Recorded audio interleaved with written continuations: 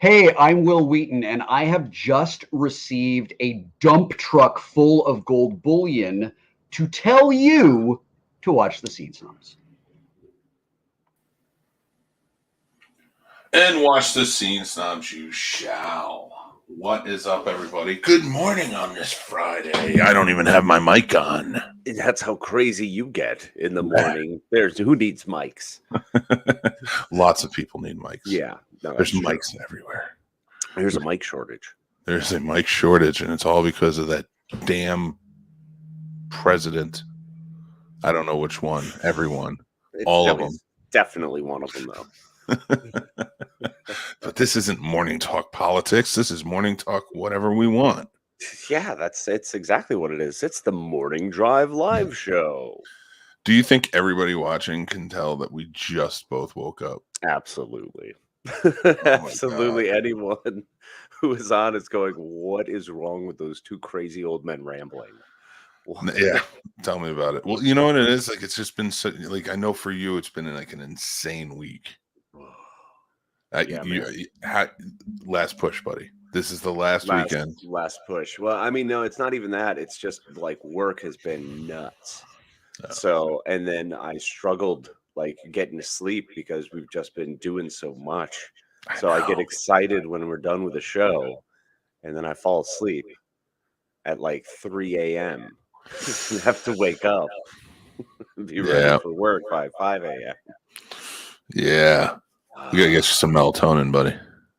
Oh, bro, it's brutal. Well, it's all these, just get excited because I get to hang out with you. And then tonight I'm stoked because tonight we've got a really big show planned.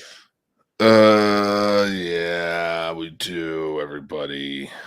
It's gonna be quite intense. I don't know if I want to do it anymore. I think I'm gonna give up.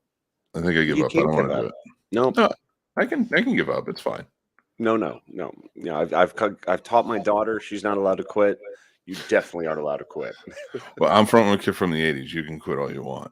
Like, I feel like it's pretty easy at this point. Yeah, we were told a lot to just say no. So, thank you, Nancy. Appreciate you.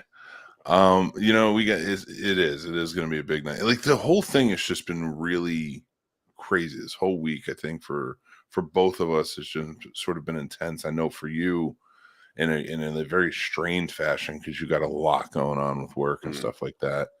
But there's that excitement. I know I've been dreading this weekend. Oh, I have been so excited for this weekend. I hate traveling as it is. Like when my wife asked me, she's like, I like to do more traveling. I'm just like, oh, let's get that out of your mind. Let's get that out of your mind right now. You're a sedentary individual. I'm working on it. I started doing walking every day, but I don't mean that. I just mean once you're in like an area, I feel like you don't want to leave anywhere. You're like, why visit there? I've done my traveling. When everybody's like, hey, I want to go there, and just be like, nah, I'm good. I've been there. I'm fine. Like I said, I took this chunk of my life, this like 15 years, and was like, I'm gonna go everywhere. And then like now I'm 40, I'm like, I'm good. I went. Mm-hmm. But you forget other people haven't. Right. That's the thing. Other people still have to experience parts of life. I know, but I don't want to. Like, I know my kids are going to have to. I know I'm going to have to take them places, but I don't want to. I want to teach them that, like, right here is fine. Don't worry about everything else. The rest of the outside world is scary. It will probably try to kill you. So just stay here and stay young forever.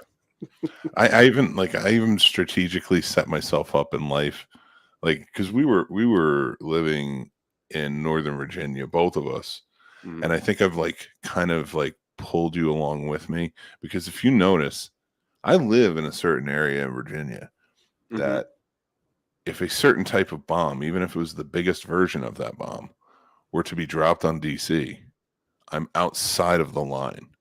Yeah, you're literally right there. You're safe. You're still a little bit in it.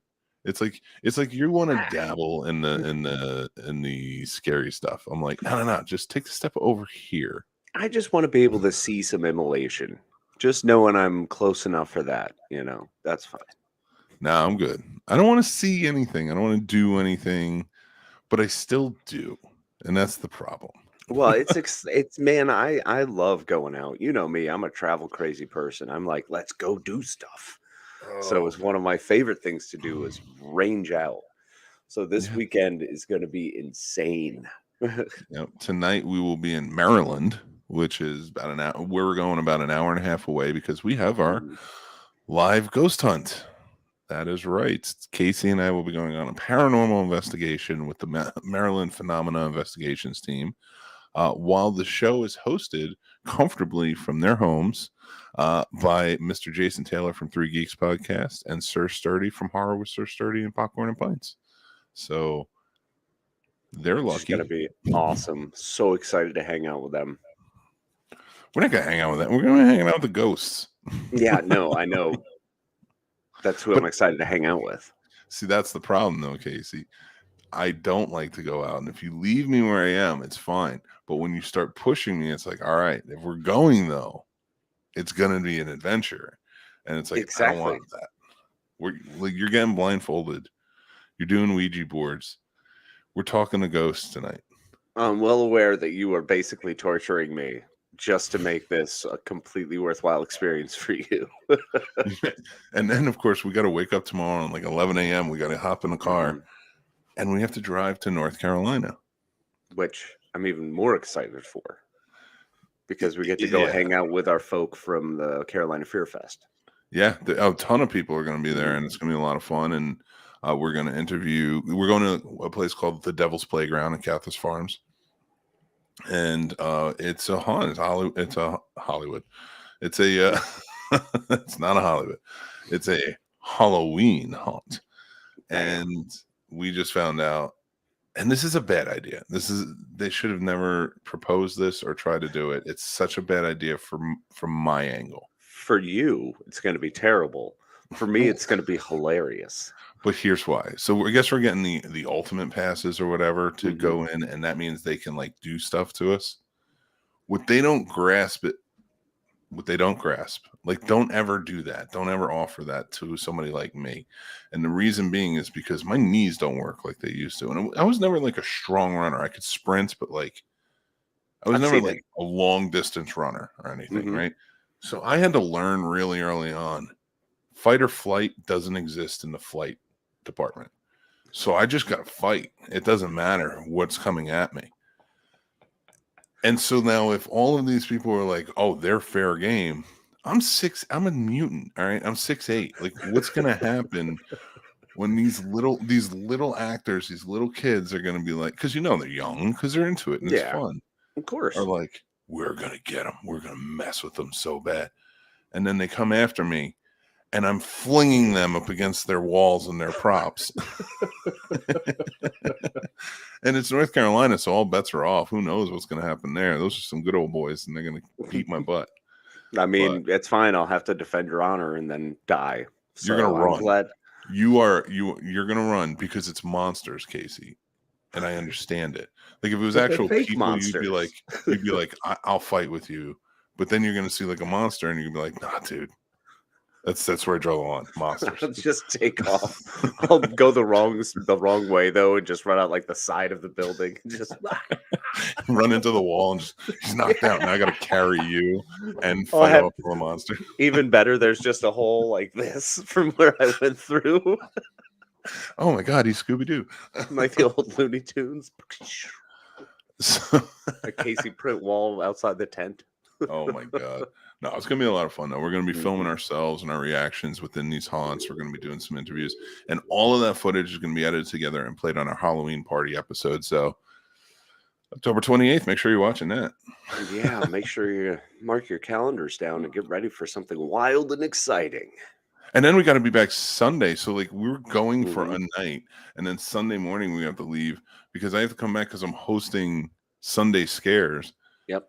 And the Sunday Scares crew kept reaching out to me because it's been such a busy week. I forgot to pick movies. So like yesterday they reached out to me and they're like, what are your movies? We need to know. We need to start putting them out there. And I'm like, oh. And all right. I picked two movies. It's a first and second movie in a series, in a franchise. Mhm. It's from the 90s. Mhm.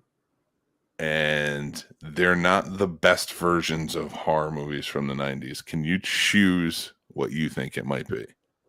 From the 90s, but not the best? I'll even give you the late 90s. It's a post-Scream era type of horror movie. Okay. Well, now I'm even more confused. Joyride. Is there a Joyride too? I hope. There probably is, but it's probably. I'm sure there is. By my reaction, you can probably tell it's not Joyride, though. Then it's definitely not Joyride. Oh, Blair Witch. Good choice, but no, it's the Urban Legends movies. Oh my God, I love the Urban Legends movies. You got to join in for Sunday Scares. We then. make fun of them all the time, and I still haven't seen them in so long. And like Noxzema Girl is the villain in the first one. Yeah, listen, that's Rebecca Gayheart, and she was from 90210. She was Luke Perry's Dylan's wife in the show before she got killed by some sort of mafia. I remember. Did she kill a guy in real life? That I do not know. Maybe. I felt like there was a thing. I feel like maybe she took the urban legend a little too far. Yeah. Oh shit! She really snapped. Oh, $1. I forgot about the swear jar. We're up to 12. Yep, on 12. Don't worry, I've still got my running tally right here. That sucks. Got one in already. It's only 7:12, and I'm already got one in. Damn, I owe like $7. This is not fun. I'm enjoying this. This way I get to remain a little more quiet, a little more subdued. That's because you're tired, sir. Did you watch Halloween Ends last night? That's exactly why I'm exhausted. Me too. Me too. I realized when I was texting you and I was like, hey, it's on Peacock. I was like, I know he's going to watch it because I know he's going to want to review it. And yeah, that was a bad idea because I'm tired. Terrible idea. But we watched it. Idea. But yes, and we'll be reviewing it later. Yes. I love that you said that way because I know what's coming. I can't wait. Let's see who's here with us today. John Wass, good morning. Start making your coffee with Red Bull instead of water. You'll hear colors and see sounds. Good morning, John. Pleasure to see you, brother. I wanted to go get a coffee and I didn't. Now I'm like really sluggish. Yeah, no, I'm struggling. I mean, you called me and not literally for like 10 minutes there. I was like, great. I had to go to the bathroom. I didn't get to do my coffee. I didn't. If I maybe I'll do a read in a little bit and then I'll let you get your thing going. Yeah, let's do it. But yeah. Let's see. John Wash says, are you in the ring where your frozen pizza would be perfectly cooked? Yes, John, that's exactly where I'm at. I don't know what that means. It's too early. John, you're too smart for us in the morning. If Tsar Bomba were to try to be targeted in a certain area near us, then yes, you would be fine. I'm fine. And I would be mildly, things would be cooked. Things would be done. Oh no, actually I think you're in the radius. Listen, I check everybody. I'm like, I want to know who's gonna die, like, because I have to prepare myself mentally. Mm-hmm. Is that weird that I prepare myself mentally for like the level of death that I have to that might ensue? Not at all. No, I'm with you on that. Like, entire family lives in northern Jersey, wiped out. Yeah. If New York gets hit, wiped out. Yeah, my fam in Connecticut is fine. The ones in Oklahoma are next to military bases, so depending on where the targets are. I don't think they're terribly morose conversation for this morning. So during the event of a nuclear holocaust, I just always want to be ready. I feel like it's preparedness.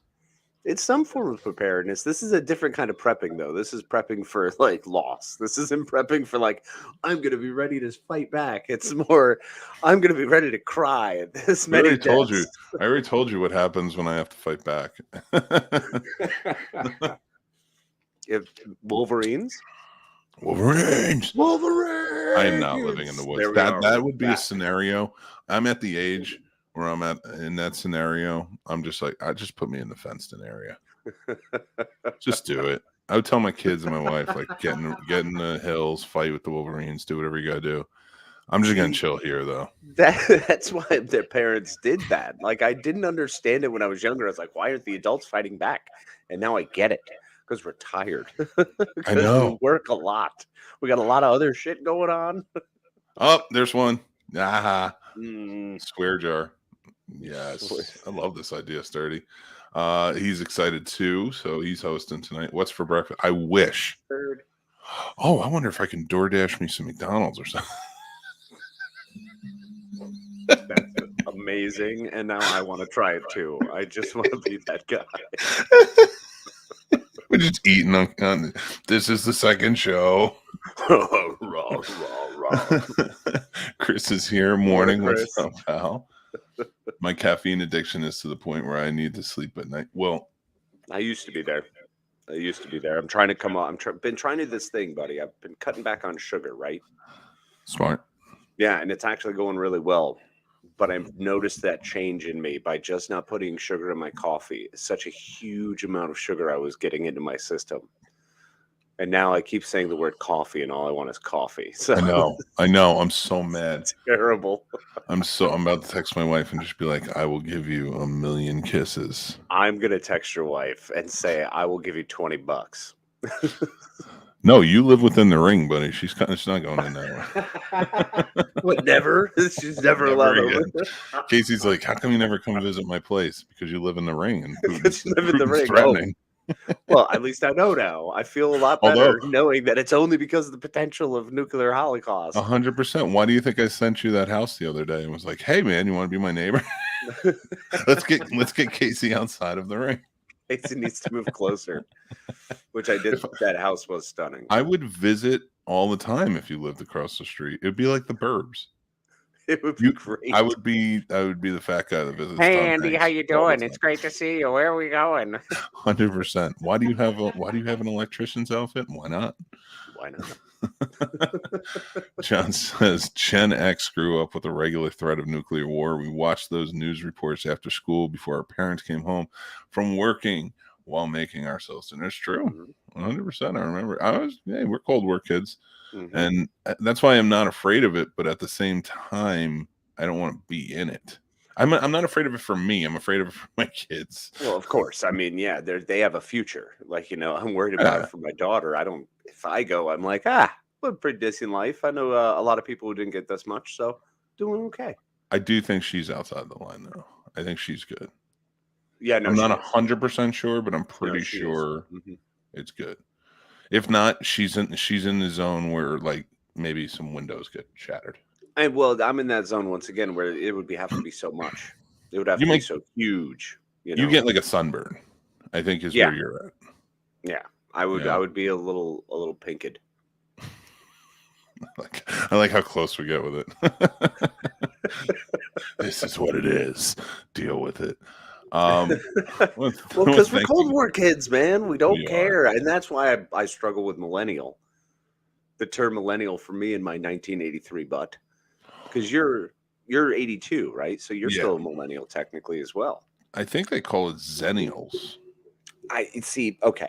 If you're going to have it as all the generations, then let's take Gen X and put it all the way through the Cold War kids. Or I just want to be called a Cold War kid. Maybe that's more of a point. I used to argue with Lenny a lot when we were younger because he was always like, I'm an 80s kid. I'm like, yeah, you were born in the 80s. Mm-hmm. But like the 90s is where we thrived. Yeah, we were 90s kids because we were kids in the 90s. Like now granted, 82, 83, we did a lot in the 80s as kids. Yes. But I feel like the 90s is where we were at. Even 1990 is where we became that age where we were like, all right, this is where we can span out. This is where we can kind of go on our own and do our thing and have those adventures. So when people from like born in our age, I tend to argue with them and they don't like it because everybody wants to be an 80s kid. I get it. You are an 80s kid. But let's be real. All of this stuff you're remembering, all this nostalgia you're feeling, isn't 100% the 80s. A lot of it's the 90s. That's the thing, man. Even 1990, you think about that. I was 7 years old. That's probably where some of my earliest memories really start.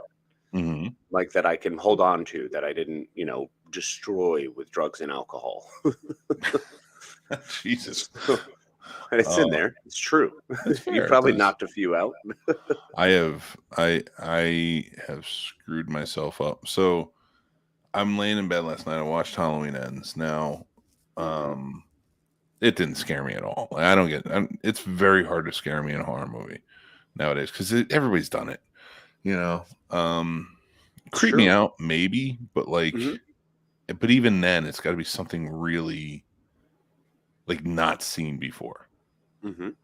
And watching that movie, like I was like, oh, I'm going to bed, rolled over, and I'm on my phone, and it's dark in the room. But here's the thing: one time I smoked so much salvia, I swear to God, it rewired my brain. Yeah. Because since that time, like I smoked like 5 times that night, which is way past the recommended amount of doing. And I realized, isn't that the point of drugs, though? True. Always go past the recommended amount, because I mean, that's what I tried. True, but you know me, I'm not really a drug guy. That's fair. Yeah, no, you are not. Now that weed's legal, I'm cool. But even then, like before weed was legal, I was like a handful of times in my life. Yeah, no, you were not cool with it. It was hilarious. Yeah, I was like, You'd be like, no, man. I just don't want to mess around. No hope but dope. My perfect record, don't want to mess with it. But the salvia was legal when I did it. So I was like, all right, I'll give it a shot. Whatever, let's do it. Let's have some fun. And I guess you're only supposed to hit it once because it does fucks with your brain. Damn, another one. Yes. Not me this time. It messes with your brain. And we're supposed, and when you do it, you're supposed to have a bodyguard watching you. Well, my friends who were there, like not a bodyguard, but somebody just like kind of keeping an eye on you, making sure you don't run away. We call them babysitters. I call them bodyguards. All right. That's how little I know about the drug world. That's Jersey. That's Jersey. No, that's just not Jersey. A Jersey thing. That is a Mick does not know drug world. Mick just wants a bodyguard. Apparently, you want a Whitney Houston. I want Kevin Costner with a samurai sword, just hanging out with me at all times. That's amazing. All right, you get him. I want Harrison Ford with a nightstick. I'm pretty sure. We're getting to Harrison Ford. There's some news about him. Yes, there is. I do. Harrison Ford with a nightstick would just be funny. But I feel like he carries one around all the time anyway. That's what I'm saying. Maybe so just Harrison Ford, really. It's just Harrison Ford. Just as he is. Hi, I'm Harrison. You want to meet Han Solo? And he just pulls out the nightstick and makes no sense, but it'd be funny. So I smoked 5 times that night because my babysitter started doing it too. Because I woke up at one point and he was sitting next to me, and I'm like, "This is not a good idea." No, and then you definitely need to say bodyguard, because when you say babysitter, it makes it sound like you were 12 when you did it. It does not work. No, I think I was like 25 at that point. Fair enough. And so I kept doing it. I was like, "Hit me again. I want to go again." And then like I just kept doing it. And since that time, I see things. I still do. I still have little things like where I'm just like, why is this happening? Like, do you see dead people? I don't know. I don't believe in ghosts. That's why tonight's going to be so much people fun. Who are like dead inside. That's true. Okay, I see plenty of them. You can see if they're dead with your salvia. Your salvia eyes are like, oh, I noticed your soul has escaped you. Well, the night I took that, the next morning I woke up, I was in my bed, but my bed was on the beach. And I don't know how it got there. And then I was like, I don't know what to do here. So I went back to bed and I woke up and I was back in my room. Somebody failed at their job. My bodyguard failed big time. Your bodyguard really dropped the ball there. So I did that. But ever since then, like I'll see people like walking past me that aren't there. Like I'll be in my house just chilling and they'll like walk past me. And I'm like, what is happening? But like it's always happened. So last night I'm on my phone and I'm playing, and well, I'm not even playing. I'm like making things up, like graphics and cards and stuff like that for the show, and like something starts moving on the other side of the room, in the dark, and I'm like, it's my brain hallucinating, which always happens, and it just kept going, but it started freaking me out. It's the first time it ever started freaking me out because I'm used to it, because I'm like, this happens all the time. Yeah. But I started thinking about the ghost hunt, and I'm like, that's going to be a problem if I start seeing things that I know aren't real, but I'm on a ghost hunt with you, who's going to be like, oh, oh, there's ghosts out there. And I'm just like, no, there's not ghosts, but I see them. So it's kind of messed up. So I'm contemplating something that might help me calm my nerves for going on this. I was thinking about doing mushrooms. No, not tonight. Not tonight. You don't think that would help? No, I don't. I You need don't you think fresh. going in just completely faced? You can weed. That's it. I'll give you weed. That's as far as I can. I like that I get to be fed in illicit substances. It's wonderful.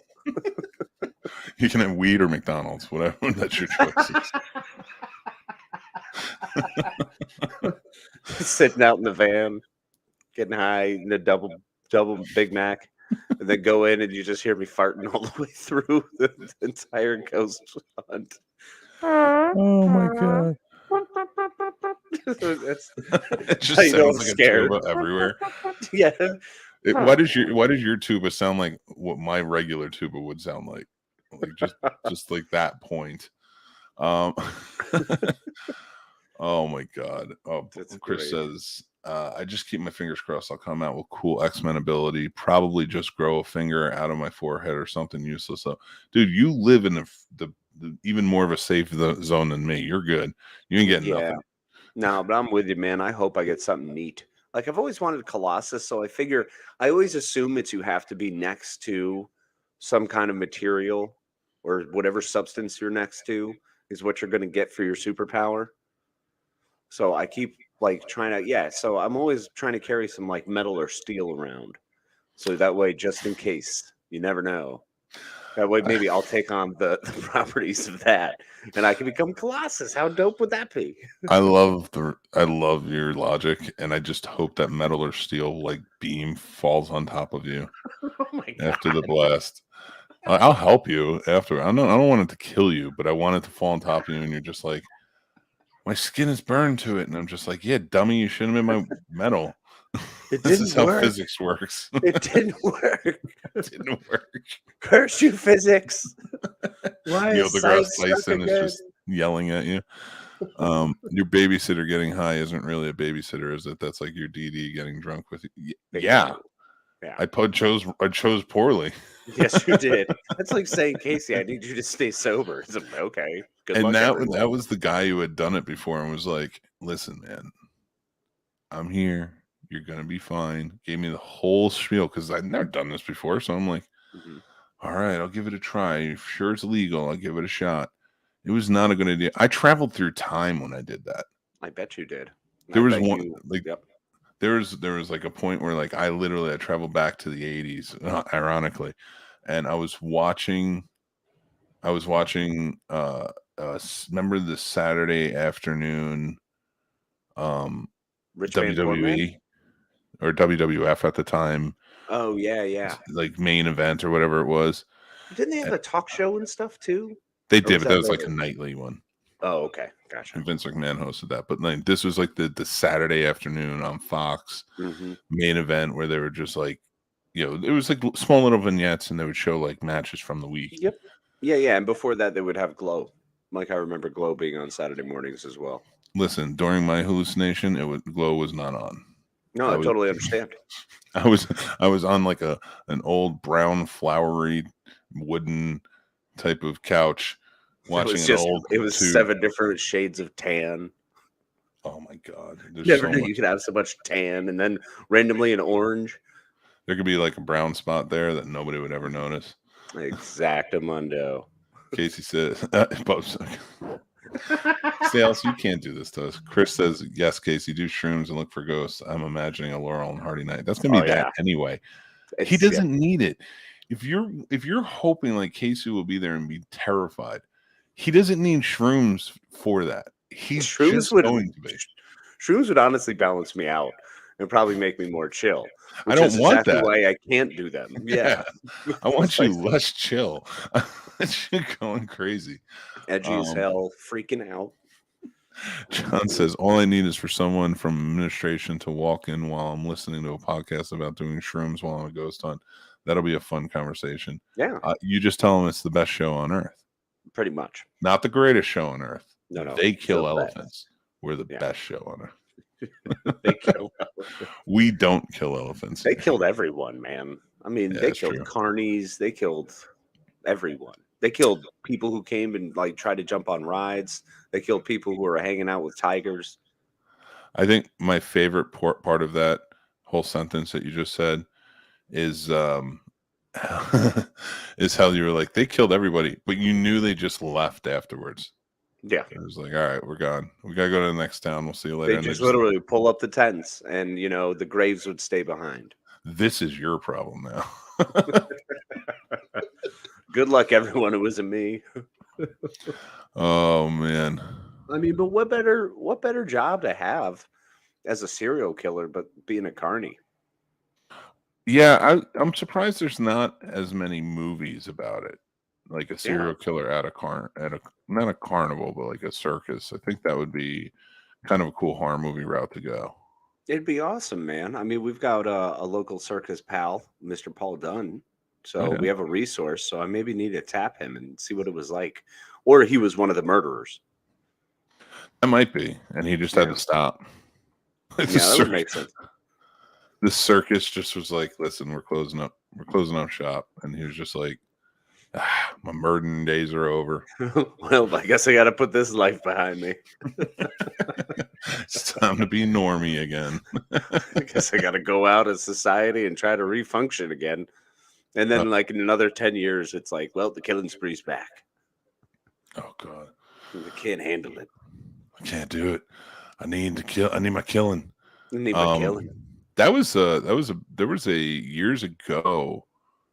I don't know the name. I don't know any of the details other than there's a serial rapist throughout. Like it was like most of the West area, Midwest area, and such. And police could not figure out who, because like there was a pattern, and there was no pattern, but it was like all these random places, and they were like kind of going crazy trying to figure it out. And like it became big after a while, and all these different states, police forces, things like that were like trying to figure it out. And it was like later one cop realized it's all these towns had like a comedy club, and it was a comedian doing it. What? And like going around and supposedly, and I have to look into the story a little bit more. It was years ago. Somebody told me about this, and like I kind of did a little deep dive on it, but that has been washed out of my brain. And it's gone forever now. Yeah, so supposedly that was happening, and that's how they figured out the pattern. And that comedian was in all of those cities on all of those dates. Yo, for real? And it wasn't like a famous comedian. He was just kind of like a low key. Yeah, so like that's how they figured out the pattern. And so a lot of that, I think a lot of that set a precedent for like when police are looking into like what acts are around. Are they traveling? Is this there? Is this there? That makes sense. Yeah. I mean, it's interesting stuff. Like, you see stuff like that, and it just kind of throws you for a loop a little bit, because it's like, there were so many traveling acts in a way. Like, I don't want to call circus an act, but for this, no, it was. I mean, there were lots of little pieces. There were so many pieces that made up a circus. Yeah. Oh, for sure, 100%. Let's see. Was any one of them could have been a murderer? It's true. Kim Kardashian was probably the murderer, though. Oh, more than likely. No, she's the lawyer. She gets them off. You guys are honestly the highlight of my Friday mornings now. Thanks, buddy. Thanks, brother. We appreciate Spread the word. John. Get more people out. Yeah. I know you do, John. I'm just saying. I'm putting it out there for the universe. I'm manifesting. Manifest it. Live your truth. Manifest your truth. Be the reality you want to see. Is it sad that you cannot say the word destiny after that word now? Which one? I'm not saying it. You can't say destiny after manifest, and I'm not. Oh, no, you really can't. It's unfortunate. You can manifest your truth. And government has ruined everything. And that was in the 1800s too. Like, that's true though. The government has ruined everything. You can't even say a word after another word without like it. Like I remember I was on a basketball court one time playing. This is many moons ago, and I'll get into this, Chris. Don't worry. There many moons ago, I'm playing basketball, and some guy, like, it wasn't even a guy, he was a kid. Let's face facts. Fair enough. We were like in our 20s, and some guy, and I swear to God, it wasn't me, got like real upset because he got hit with the ball, and like his eyes were swelling up. Like, he wasn't crying. It's like he wasn't like, but they were making fun of him, and they were just like, "Yeah, you're leaving a trail of tears on the thing," and like, you're kind of like, you don't know history well enough to use that term. Yeah. You gotta stop. Yeah, you got to be careful. A trail of tears is one of those that's very sensitive. You got to be careful with that.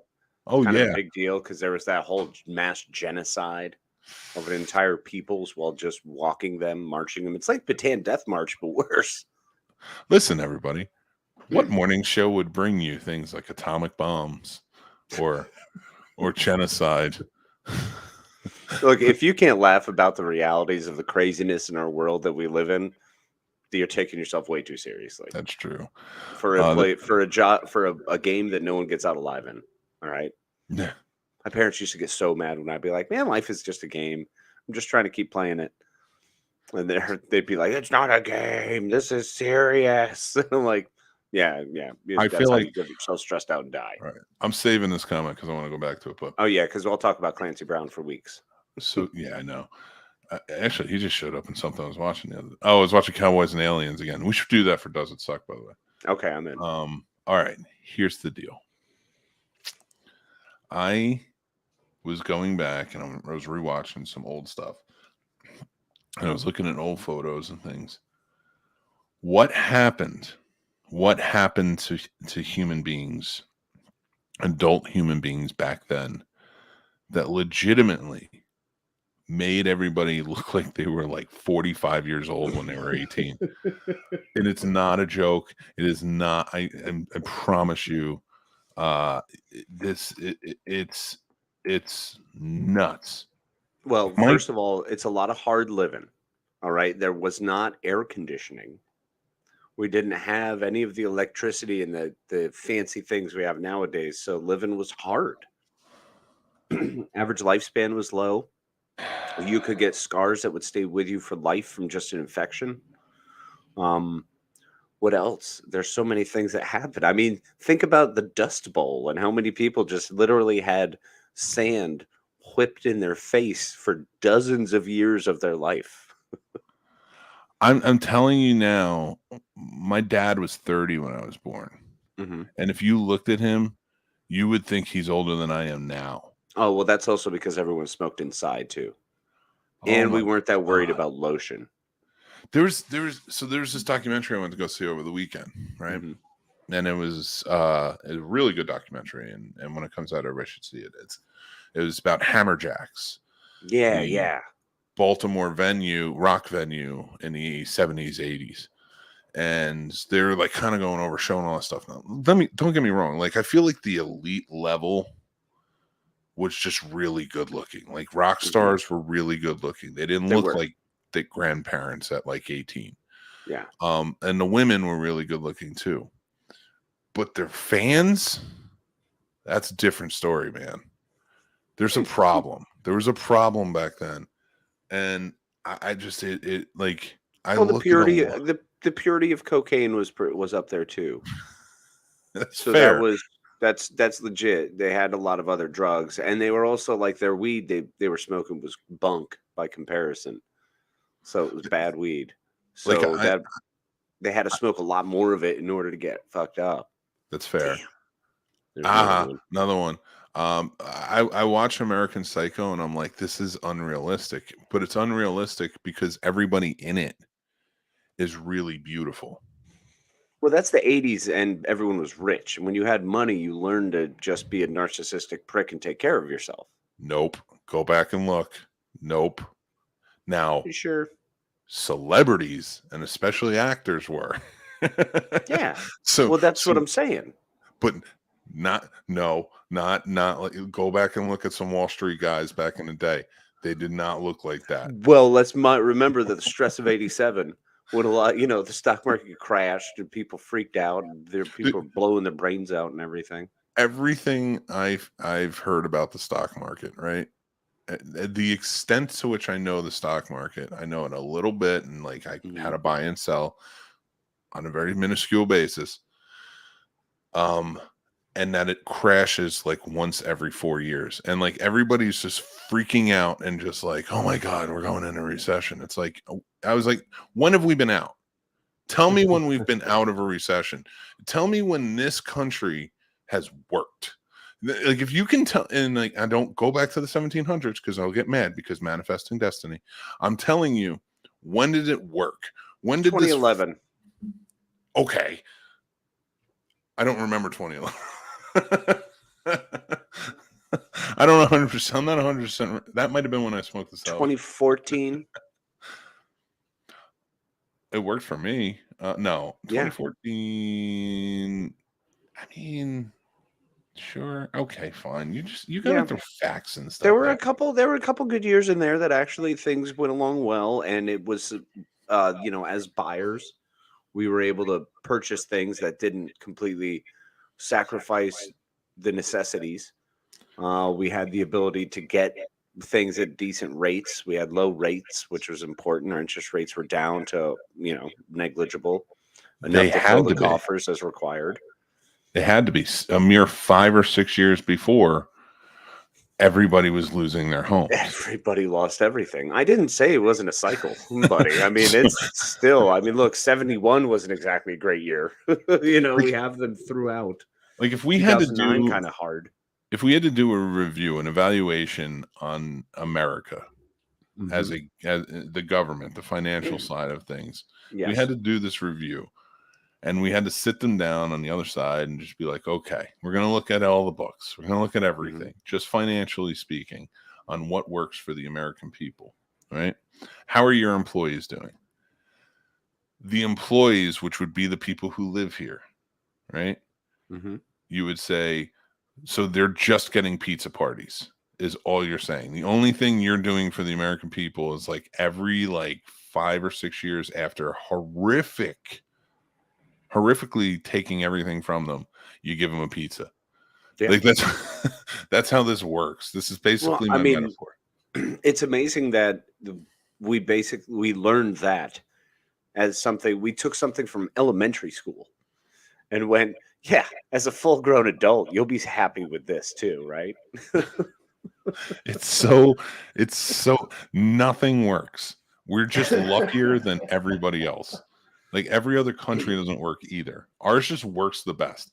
It doesn't work, but it works better than everyone else's. Yeah. And maybe not Sweden, because for some reason Sweden's crushing it. Look, man, Scandinavians have got it pretty well together.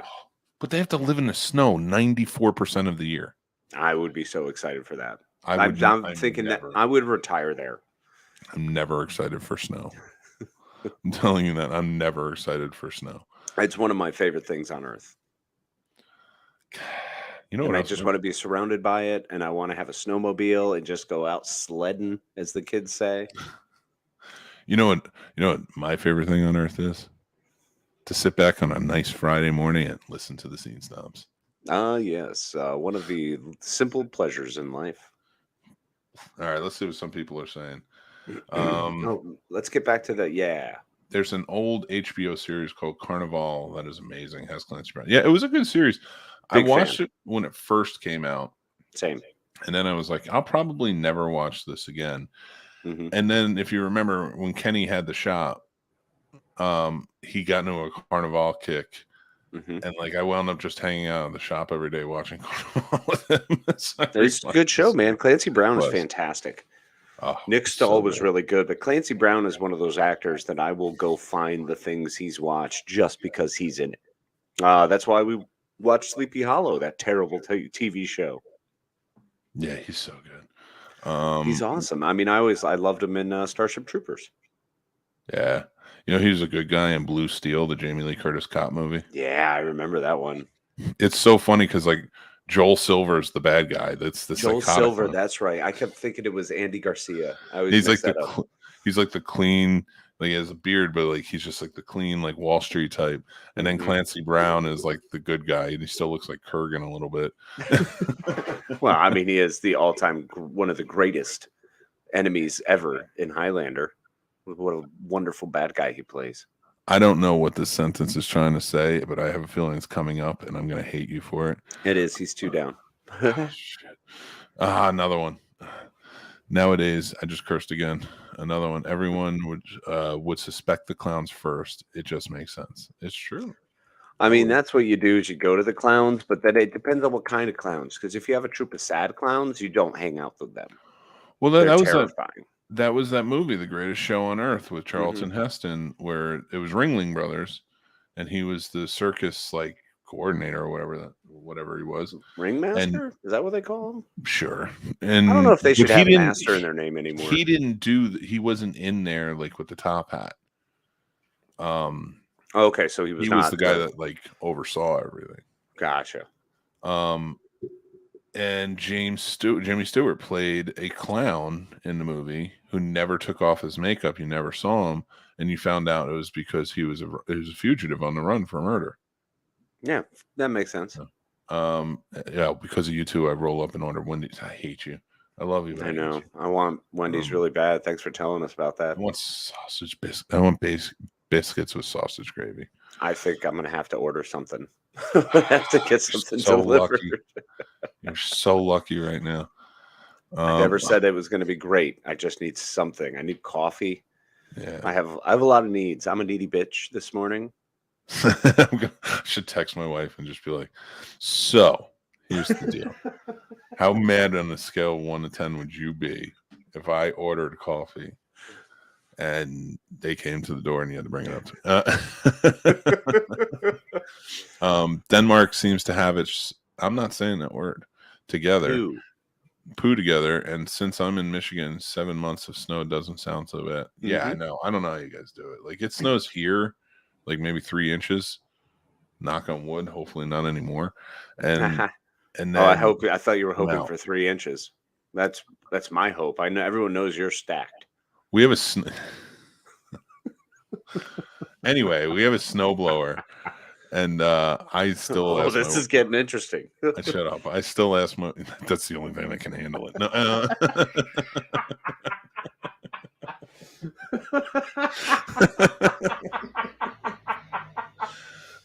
nailed it. And we're not even on it, and we want DoorDash. Yeah, seriously. I'm sober. We're just tired. We haven't even gotten to the news yet. Well, I mean, it feels like we're steadily approaching a great break, so we can both make coffee real quick. My coffee maker's broken, so you're not allowed to have coffee. That's horseshit. That was not in my contract and would never be. And I earned that swear because there's no chance of making it through a day without coffee. I know. I already did it without sugar. I'm just adding creamer at this point. Hey, babe, how mad would you be? Whenever I start a sentence off like that, my wife is just like, I'm going to lose my mind. Today's going to be a day. I've definitely seen her face before, and it is hilarious when you say that. We both have these quirks. Like, I will say that, and that's what I say. I'm like, hey, babe, how mad would you be if, and she stops. She doesn't even look at me. She stops like, so that's what we're doing today. We're fighting. But then she does it to me on another thing. So she goes, so like real cute, but I know it's going to be something that really pisses me off because here's the thing. She did it already. Yeah. The so is just the prompt to say, I've already done this and I'm letting you know after the fact. And I hope you're cool with it. And it drives me. The so is what drives me nuts. The thing may not even be that bad. It's generally she's getting me to do something, and I'm like, come on. Like, I want to do things. I don't want to do them anymore. Yeah. The problem is if you don't do things, then what is life if not lived? I've lived. I'm good. I want to live through the eyes of my child. Don't say that, because now I want you have to carry on in the show. So we have to keep doing things. Yeah, but that's the thing I'm doing. It's only one thing. It's all I want to do is one thing. I just want to be paid for this. Somebody hire us. Somebody give us a show somewhere. Serious? I'm looking at you. Yeah, come on. Just drop that $1 million contract. You know you want us. That's why we need all of the Snobs Nation to just write everybody. Just write your congressman and be like, we don't have enough snobs in our life. That's not how it works. Hold on. All right, look, write your congressman if there's something important and valuable that you Yeah, that you like want the to say to your snobs. congressperson. You say I to don't them, think you writing say, in and to petition on behalf of the Scene Snobs is exactly going to work. Maybe the SEC. you say, listen, congressperson or man or woman or whatever, or everything in between. Just here's what you do. Stop doing this. Stop doing this. Whatever you're passionate about. Mhm. Stop doing this. Start doing this. And make the Scene Snobs the national television show for everybody in life and pay them $1 billion a year. Love that idea. Yeah, no, because that would definitely get passed into law. That'd be an easy rider just slapped into maybe next year's budget. Perfect. For everything you've done that's terrible, do something good. Like put the Scene Snobs out there, people. Oh man, that's your penance. That's the way you get to be a penitent person. I by don't just be, promoting the Scene Snobs. I don't want to be rich. I don't want to be famous. And I've said this before. I don't want to be any of those things. I want to make a livable income doing the thing that I love doing. And I dance like a monkey enough where I feel like that's deserved. I'm going to chase ghosts tonight, people. Absolutely true. This is so valid and terrifying. I don't know why you're talking about it, and now I'm getting more wigged out and worried. Like, here's the thing. I don't want my payment for what I do tonight to be the ghosts. No. I don't want ghosts to be the thing. I want there to be money. The only time I want to see a ghost tonight is if like they're bringing me a briefcase full of cash and saying, "Hey, good work, guys." Yeah, and right. Yep. That's as far as we go. Yeah, like a lot of people are like, I don't want to be famous. I've said that famous for the young and the vain. I'm not worried about fame, but money is very important. And I want enough money to not have to go to work. Like if you to not have to do like a performance review. If you pay us a livable income, whoever, I don't even know who I'm talking. I don't know who does this. I don't know who pays for people to do this. So if you just do that, we can do this every morning and brighten your day. But we can afford to wake up earlier and go get coffee. Yeah. We can be ready with coffee and breakfast sandwiches as required. It was at 6:47 and I called Casey and he was just waking up going, "Hey buddy." And I'm like, "Hey, we're live." Oh no, it was like 6:55 because I said we're live. 6:55. You said live in 5 and I was like, okay. And then like I just could tell he was getting out and I'm like, I get it because like 10 minutes before I did. Mm-hmm. I woke up at 6 to my alarm and I was like, I'm gonna go get coffee. And then I laid there until 6:45. I was like, it's too late to get coffee. I ghost ninja'd myself. So I went to bed with all alarms set, everything ready to go, volume cranked. And then I woke up this morning with the volume all the way down and one of the alarms going off. So my phone was just buzzing. And I was like, oh, I love you. Oh, past Casey, you bastard. I know. You did it. It was just hate that past self. Curse you. Let's see. Let's see what they're saying. My type of morning show. She won't be mad. Just order you, her, and Casey a coffee. You, her, and Casey a coffee. Casey's far away. I'm not that far. Far enough. My wife does that too. So I don't know. It's a woman thing. Have you guys ever had someone get mad at you for something that happened and hurt? Yes. Yes. Probably my gosh. Right now. Probably at this moment. I'm doing this. You're not aware of it yet. Like I literally had nothing to do with it. Yeah. I remember my wife woke up and hit me. Mm-hmm. And like on the shoulder. She just hit me hard. And I woke up. I'm like, what did I do? And she goes, you were cheating on me. And I'm like, when? I'm like, when did this happen? And she goes, I just dreamed it. And I'm like, oh, okay. What? Yeah, I've had a couple exes do that. Key word there is X. because I don't understand it. I'm like, I can't be assaulted for things I haven't done. Please Casey would murder him, then grab a stick in it with its little handkerchief ball, and then just get back on the road with the carnival. And I'm just wondering again. I'd be like, well, that was fun. Sturdy says he goes through the same thing. Chris, that's the difference. When we start that, it's an actual question. When they start, it's just a PSA. They're just letting us know what already happened. It's true. Exactly. I walked out of the bathroom, like, I think it was like 2 weeks ago, and like our downstairs bathroom is like right across like my wife's office, and then like we have a foyer, and then like the bathroom where you can see into her office.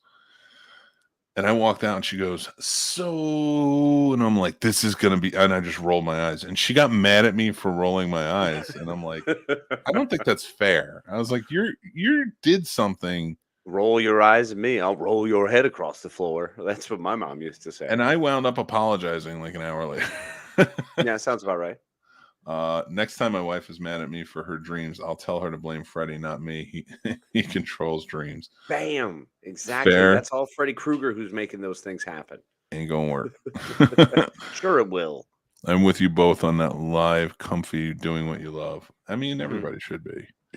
But we want we want a nice studio that isn't Go ahead. this white void. Well, I mean, you can fix your void up. I will be. I have all the soundproofing and stuff. I'm gonna make it a legit sound studio. Yeah. I've got to figure out what I'm going to do with this because I need to swap stuff out. It's time. Yeah. I mean, listen. Last Friday we did the first show, and I was in a very different room. So, like, I mean, it's only been a week. When he says, "So I've been thinking, I just want to put boots on and get out my wallet." Yes. Yep, 100%. because there's a honeydew list coming, or you've just got to go buy some stuff. Dude, there's always a to-do list. And now we have a refrigerator that has one of those stupid screens on it. So like my schedule is up there. Because she was like, let's sync our schedules to it so we know what was going on in our life. And like, so the other night when we were recording like a ton of stuff and we were doing Jeff's show, I run it by her. I'm like, listen, I have this. I'm recording Real Combat at 6. I have a review at 7. I have the Ghost Hunt meeting at 8. And then I have Jeff's show at 9:30. Is it on a schedule? I'm like, some of it. I don't know what I did. I was like, I didn't add everything. Parts. I was like, I forgot. You can. That's all you, buddy. I'm not saying that. Whoa, sturdy. Yeah, I can go say that. But wives are bullies. Wives are bullies. I can say it because I don't have one. It's true. Probably won't at this point, so it's fine. But this is on the internet. I'll jump on that grenade, bro. Stop it. Stop wondering when Casey's going to get a Madman action figure. When we get big enough to start getting paid for this. That's what I'm saying, Chris. I'm all about a Madman action figure. I want to have interchangeable like headdresses. So I don't want an action figure. Different options. I want to pop. I want them to pop us. Yeah, pop us. Like get Funko to pop us. Well, there's got to be a make your own Funko. There is, but I want them to actually be like, hey, we need to make Manhattan pop in our life. Number 1402, Mick Manhattan. No, I got 1402. Don't worry about that. Make them want us to be a pop. That would be awesome. Right? That'd be awesome. That'd be dope. Google Calendar keeps my marriage organized, and it does us too. Like, so it works. But I don't like. Casey can attest to this. I like some things when it comes to the Scene Snobs just pop up. Absolutely. And I don't have time to always put it on the thing. So, just quick, kind of announce it officially on here on one of the shows. I just got appointed a director because there's two of us. We're co-directors of it. I'm the boots on the ground in town guy of the Skyline Indie Film Fest. So congratulations, Skyline Indie Film Fest director.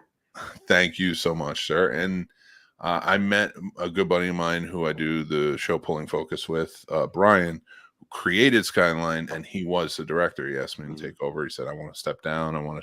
He's like, it's been 10 years. I just want to kind of chill.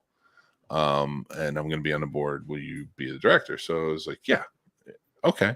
So I went and I met with him the other day, and you know, a lot of it's just like hanging out with you, like just hanging out with a friend, you know. Yeah. But a lot of it was like, I'm gonna fill you in on like what this is, and we were talking ideas and strategies that I had and such, and so that like threw off like 4 hours of my day.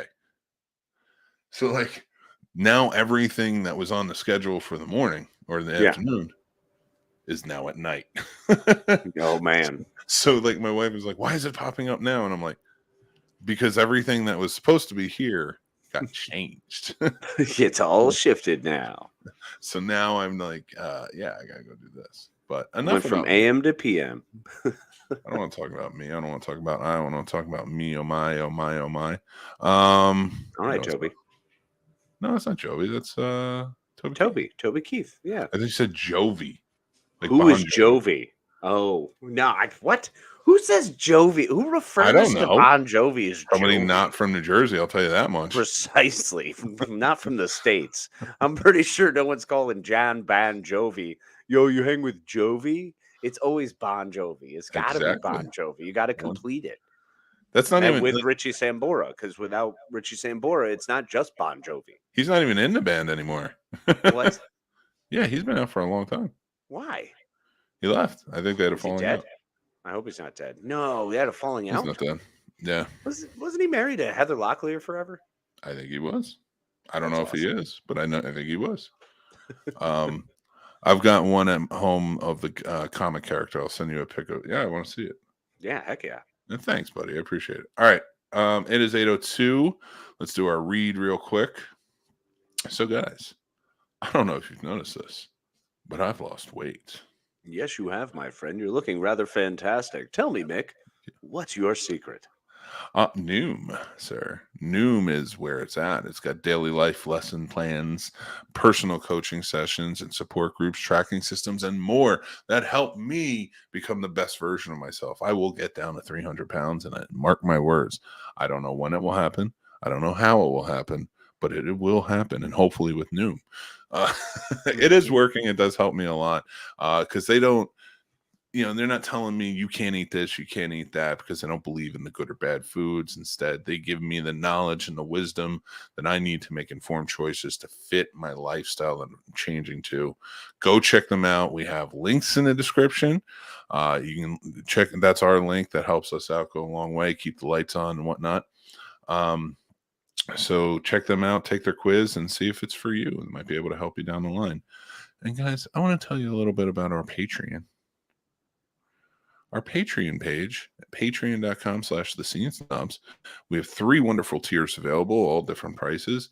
But you get early access to exclusive shows like our recorded shows like Does It Suck or Real Combat, and others, Pot Roast, the whole 9 that come out early. You can go check them out exclusively. You can give us recommendations, the whole 9, things like that. And we do plenty of others. We have plenty of other perks as well.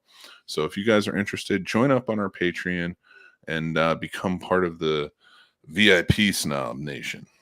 Oh, yeah. But all right, guys. Become generals in our Snob Nation. Damn right. We're going to take a short break. Some of us have to use the bathroom. Some of us might need to get coffee, but we're not going to be gone too long.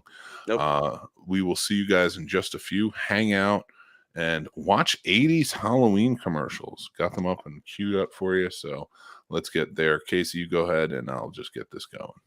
Boop. Yeah. Boop. I don't know why I'm saying boop the whole time. Because you're a madman. Right.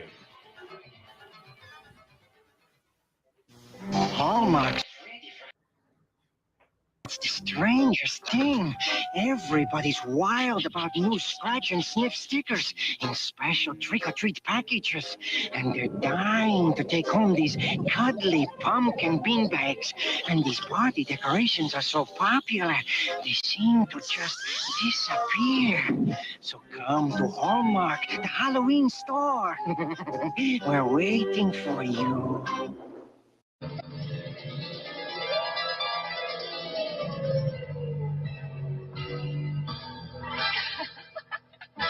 Ooh, scary. Tired of wearing the same old face Halloween after Halloween? Why not try a Fright Night nose mask from Bud and Bud Light? There's Bat Face, Scary Witch, Mr. Pumpkin, and Big Black Cat. Best of all, these amazing masks are available where Bud and Bud Light are sold. So, next time.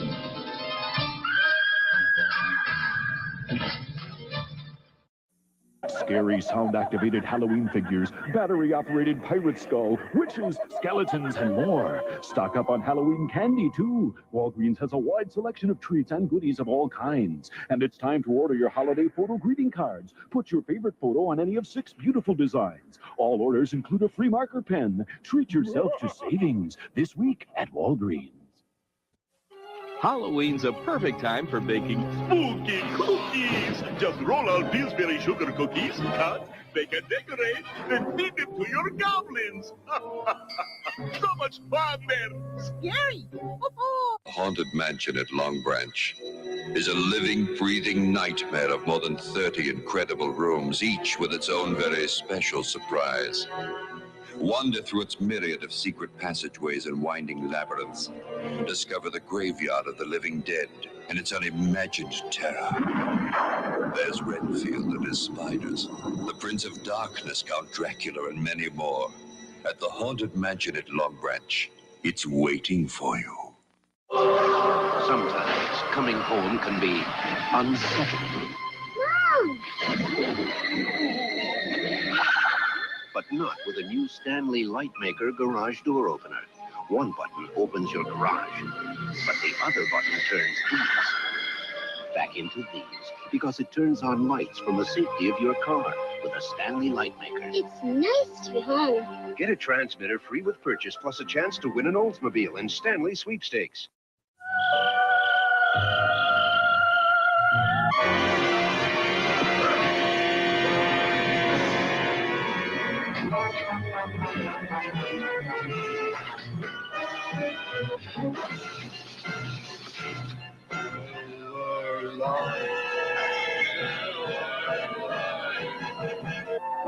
On Halloween, reach for the less filling beer that tastes great. Call us at 1-900-909-5464 and hear how we can protect you from ferocious beasts. And help your teacher grade your math test. Yeah, new story every day. 1 call gets you a 3D boggling hologram like this. 4 calls get you a set of 6. Trade them with your buddies. And part of your $2.35 2-minute call goes to Special Olympics. So get your parents' permission and call us at 1-900-909-5464. Don't get the phone. I said get it, not eat it. I just had the greatest idea. Let's spend the night. Fun house. This better be good. It's gonna be great. Something is alive in the fun house. Something deadly. Something evil. I don't know what that thing is. Something that tonight will turn the fun house into a carnival of terror. The Fun House, rated R, starts Friday at a theater near you.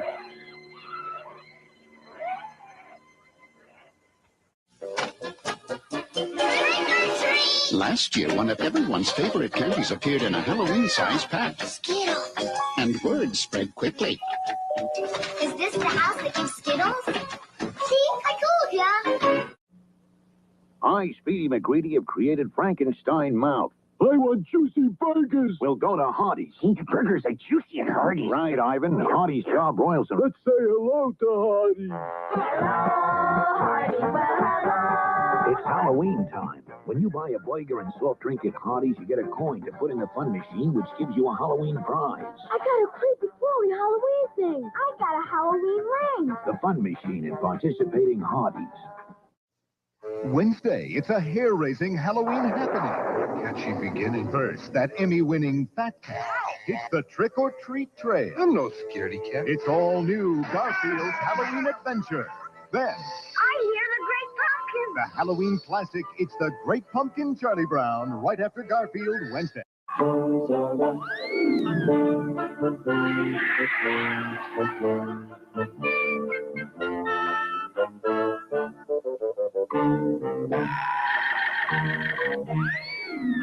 Toys R Us has the Big Bird Halloween costume and the Yoda Halloween costume for trick-or-treating.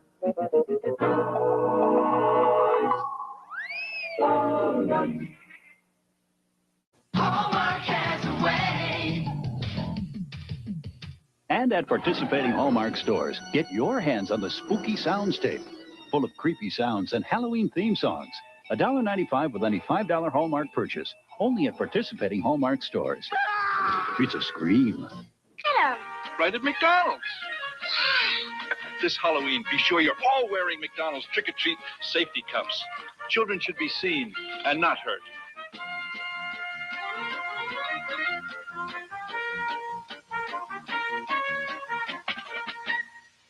I think you'll like this house.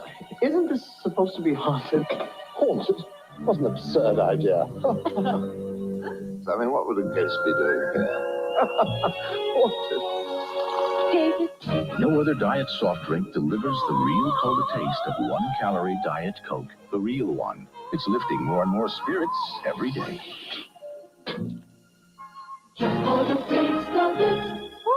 The move is on to Diet Coke. Look what's rising out of the pumpkin patch this Halloween. The Pumpkin Cutter, a great way to let your kids carve their own pumpkins without sharp edges that cut little hands. I'm working out a deal, everybody. I might be getting myself some McDonald's, so bear with me. We'll be back in just a little bit. I hope you guys are enjoying these Halloween commercials we got playing. Have a great We're having a good this time Halloween with the Pumpkin Cutter, Pumpkin Scoop, I love and these Pumpkin things. Light. I love watching them. I love playing them while we do this. Available at So, Long's Drugs and yeah, Safeway. hopefully you guys are enjoying it. If you want to see something or have a special request, please let us know. Look at that witch on Halloween night. She's the first one with a blinking pumpkin light. Pumpkin light flashes so everyone knows she is near. Pumpkin light makes Halloween safer and scarier this year. Aha, George. Pumpkin light safer for a spooky pumpkin. So were we. Just pop Very it right hungry. in and watch your pumpkin go I'm trying to boom. finagle. Pumpkin Light is available at Osco, Purity Supreme, Spags, and Leeward's. It was a Halloween party where fantasies come true. I put on Showtime makeup and did a dance or two. The boys and ghouls were hanging out like vamp and tigers too. My Showtime face was all in place, then Rock Angel, I saw you. It's Showtime, the adult Halloween makeup. Showtime is hypoallergenic, more comfortable than masks, more fun too. You know you are my fantasy, but I can't speak to you. Make up a Halloween fantasy with Showtime makeup. Peace. Until they were rudely interrupted. What you gonna do, Scud? Sit on the gravestone? I just want a party. Man, this place is a mess. Now look who's awake. They're on the way. Break. They're back from the grave and ready to party. I think things are getting out of hand. The return of the living dead. Starts Friday, August 16th at a theater near you. This Halloween, capture your ghosts and goblins on genuine Kodak film from Thrifty. Whether it's print, slide, or movie film, Kodak is the choice of professionals. Thrifty carries a full line of Kodak film, including C126-24 exposure, C110 and C135-24 exposure in regular and high-speed print film, KR135 36 exposure slide film, and Super 8 movie film. Remember, the sharper you want your memories, the more you need Kodak film and Thrifty. My little goblins will be out long after dark, so I depend on Duracell batteries to light their way, because Duracell lasts longer. Tests prove after just a few hours of continuous use, regular carbon batteries wear out. But you can get up to 5 times more use from Duracell batteries. That's why I trust my kids' safety at night to Duracell. Duracell. The copper top battery. No regular battery looks like it. Or lasts like it. Cujo? From the novel by Stephen King, creator of Carrie and The Shining, comes a chilling new tale. Cujo. Now, there's a new name for terror. Cujo, directed by Louis Teague. Rated R. Now playing. Check newspapers for a theater near you. This better be good. It's gonna be great. Something is alive in the funhouse. Something deadly. Something evil. I don't know what that thing is. Something that tonight will turn the funhouse into a carnival of terror. The Funhouse, rated R, starts Friday at a theater near you.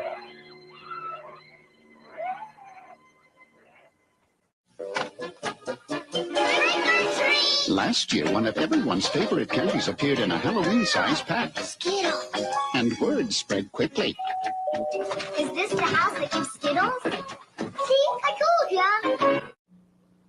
I, Speedy McGreedy, have created Frankenstein Mouth. I want juicy burgers. We'll go to Hardee's. Burgers are juicy and hearty. Right, Ivan. Hardee's job broils them. Let's say hello to Hardee's. It's Halloween time. When you buy a burger and soft drink at Hardee's, you get a coin to put in the fun machine, which gives you a Halloween prize. I got a creepy crawly Halloween thing. I got a Halloween ring. The fun machine in participating Hardee's. I think we've been gone long enough. Let me take that off. I know Casey's still kind of doing his thing, so we'll wait for him for a few. But there's plenty of stuff to talk about, isn't there? Guys, like tonight, we're going on a ghost hunt. It's going to be quite intriguing, I think. It's going to be a lot of fun.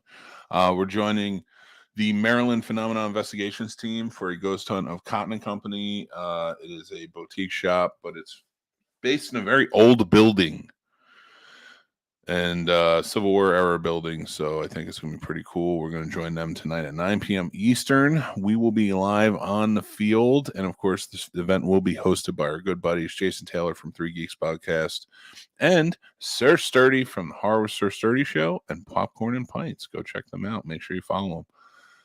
And Casey is back. What's up, buddy? I am so much happier right now. Did you have coffee and breakfast and everything? The coffee is so perfect. I managed to shove a piece of toast in my mouth and was like, good enough. I immediately walked out to be like, hey, babe, would you get mad about DoorDash? And nobody was home. Oh. Everybody Everybody left. And I was nice. like, no, not nice. It's more fun. It's like an adventure. Like, was it the reaping? Is everyone gone? Oh, God, right? Oh, my God. Don't put that in my head. So I watched, so I call her and I'm like, hey, babe, what are you doing? She goes, oh, we're going to get breakfast. And I immediately got irrationally angry. Not in a way that's like, I'm going to punch walls unless you get home now. Like, like just more like I'm jealous. Like, yeah, you get to eat and I don't.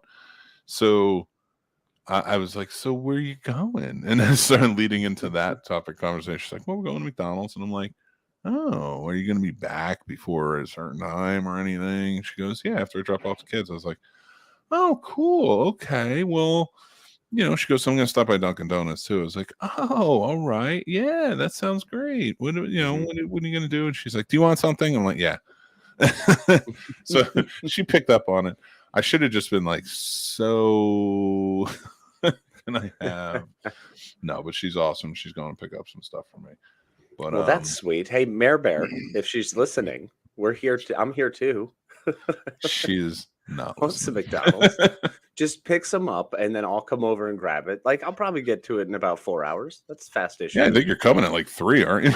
Yeah, exactly. We'll save it for you. Perfect. No, it's gonna be fun now. All right, let's see what everybody's saying. Bub says, years ago at Disney, there was a retro burger restaurant.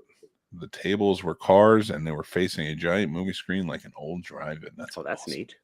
That's really cool. They only played black and white or scary movie trailers. I dig that. And you gave me an idea for Skyline, so very grindhousey. That is awesome, Bub. Morning, everyone. This Friday Dale. morning show idea is awesome. Thank you, Dale. Appreciate you jumping in, man. Appreciate it. I saw George D3 is here as well. He is here. He said good morning, guys, and now he says, now I'm hungry. Thanks. Yeah, because it's morning. So Mick was scared for no reason. Of which part? I was scared of a lot of things. Of the reaping.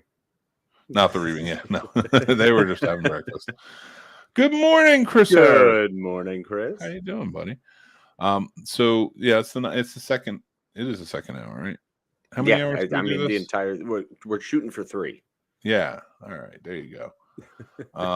So all right. So here's the thing, everybody. We planned for everything we were going to talk about. We did, and that went out the window.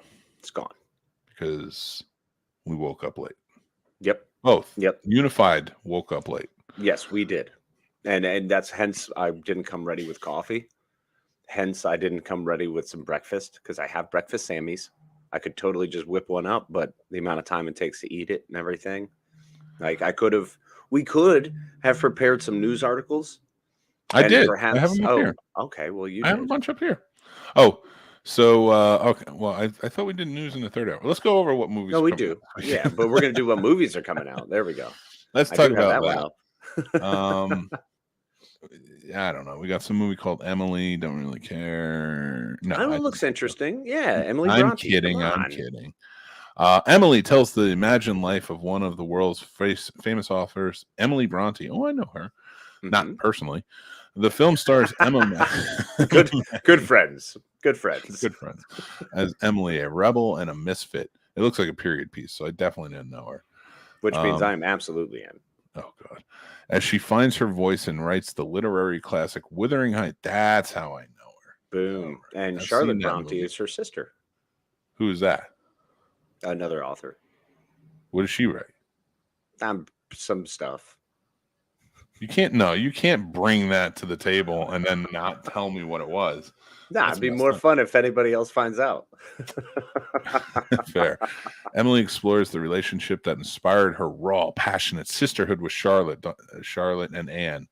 The first aching, forbidden love for Waitman. I'm done. I'm out. I'm already out. I don't care. Accident Man, Hitman's Holiday. Nah, I'm good. Accident Man. The accident. Stop saying that because then I have to read it. The Accident Man is back, and this time he must beat the top assassins in the world to protect the ungrateful son of a mafia boss, save the life of his only friend, and rekindle his relationship with a maniacal father figure. That sounds ridiculous. It does. Stars Scott Adkins, Stu Small, Ray Stevenson, the Kirby brothers. Could be interesting. It could be. Oh my God. You're going to cost me $1 to read this, but I'm going to do it. Bitch ass. All right. $19. $1. Oh, we're up to 19? The story follows a gang initiation gone wrong when a group of 4 recruits break into a house of horror and are forced by $20, bitch ass, $20. to play deadly games for their lives. Win and you live, lose and you die. It stars Tion Kelly, Tundi Lelai, Bill Plosley, Tony Todd, Melissa Sellers, and Sean McKinney. There you go. Nice. Nailed it. I can't believe I'm going to read this next one. Oh, which one is it? Which one are you reading?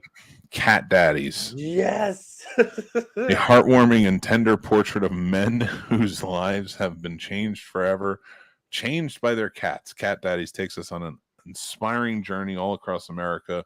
These 9 cat dads come from all walks of life. I don't care if you own cats. And I don't care if you're a loving owner of a cat. Can we not call them cat daddies? No, it's right online with Zaddies, so I love it.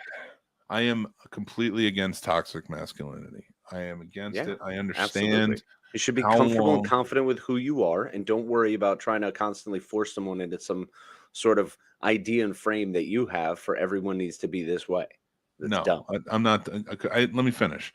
So I'm against toxic masculinity, but I'm not against all masculinity being abolished.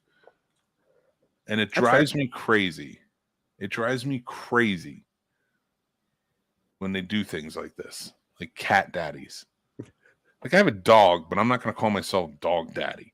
All right. I mean, look, I'm legitimately going for Zaddy. I'm hoping I reach that point. I mean, Chris Merloni's one.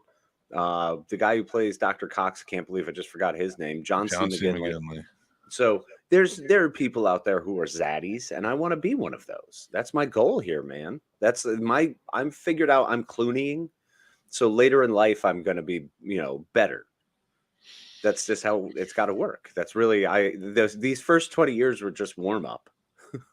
Chris, again, I got nothing against you having a cat. I have nothing against you being loving and caring towards that cat and taking care of it and holding it and even being like father figure to the cat. But can we stop with the terms, like these terminologies that are trying to make men seem more soft, which is fine. It's okay to be on the softer side. I'm But it's fine with. I don't like toxic masculinity, but these soft, whiny little punks need to get over themselves. That's not fair. That is not fair. I don't care if somebody's more sensitive. It's okay to be sensitive. Hey, I'm a full-on Nothing wrong with sensei. You know that. I'm a big But hugger. you also know I how to believe in chop that. wood. Yeah, I grew up on a farm. And that doesn't mean because you know how to chop wood that women aren't allowed to know how to chop wood. What I'm saying is, even if we don't call it masculinity, there has to be sort of a toughness that still exists in this world. You can Yeah, be but sensitive. Toughness should be able to span sex. Fine. Then don't call it masculinity. Get rid of words like masculinity and femininity and call it, I don't even care if you call it cuddle time. Whatever. I love cuddle time. Big fan. But just cat daddies? Really? Really? That's what you call yourselves? Is that your group? Daddies is just the multiple of dad, you know, so, and it works. There are multiple men who are proud of their cats. What's wrong with that, man? And I'm even fine with fur babies. Fine, whatever. Yeah, fur babies is strong. Cool. I may be irrational. Maybe I'm wrong. I don't know. Maybe Olivia Wilde will call me an incel one day. I don't know. That's viable. She could. But you cheat on your husband with Harry Styles. You're a jerk. Yeah, no, she is a jerk. So, yeah. I'm not saying I know their relationship all that great, but yeah, no, not okay with all that business. You don't cheat on somebody. Just break up. If you don't want to be, they weren't even freaking married, man. That's true. But cat daddies, that term makes me feel like these cats are gold diggers, and you're the old men buying them the gifts so they stay with you. That's what it sounds like to me. Well, I mean, that's just cats in general. Actually, cats are in a way that way because they're only one generation away from feral, right? So technically, cats domesticated themselves because they just showed up to humans and were like, hey, you have a lot of rats and mice and you keep us out of the rain. And it just kind of became this symbiotic relationship. They're not really like friends with us like dogs are. Dogs will do things for us. Cats are like, it's convenience. It's just a matter of convenience. Like, you don't even need to baby cats. They don't like it. They're not like it fans sometimes. They like to be pet.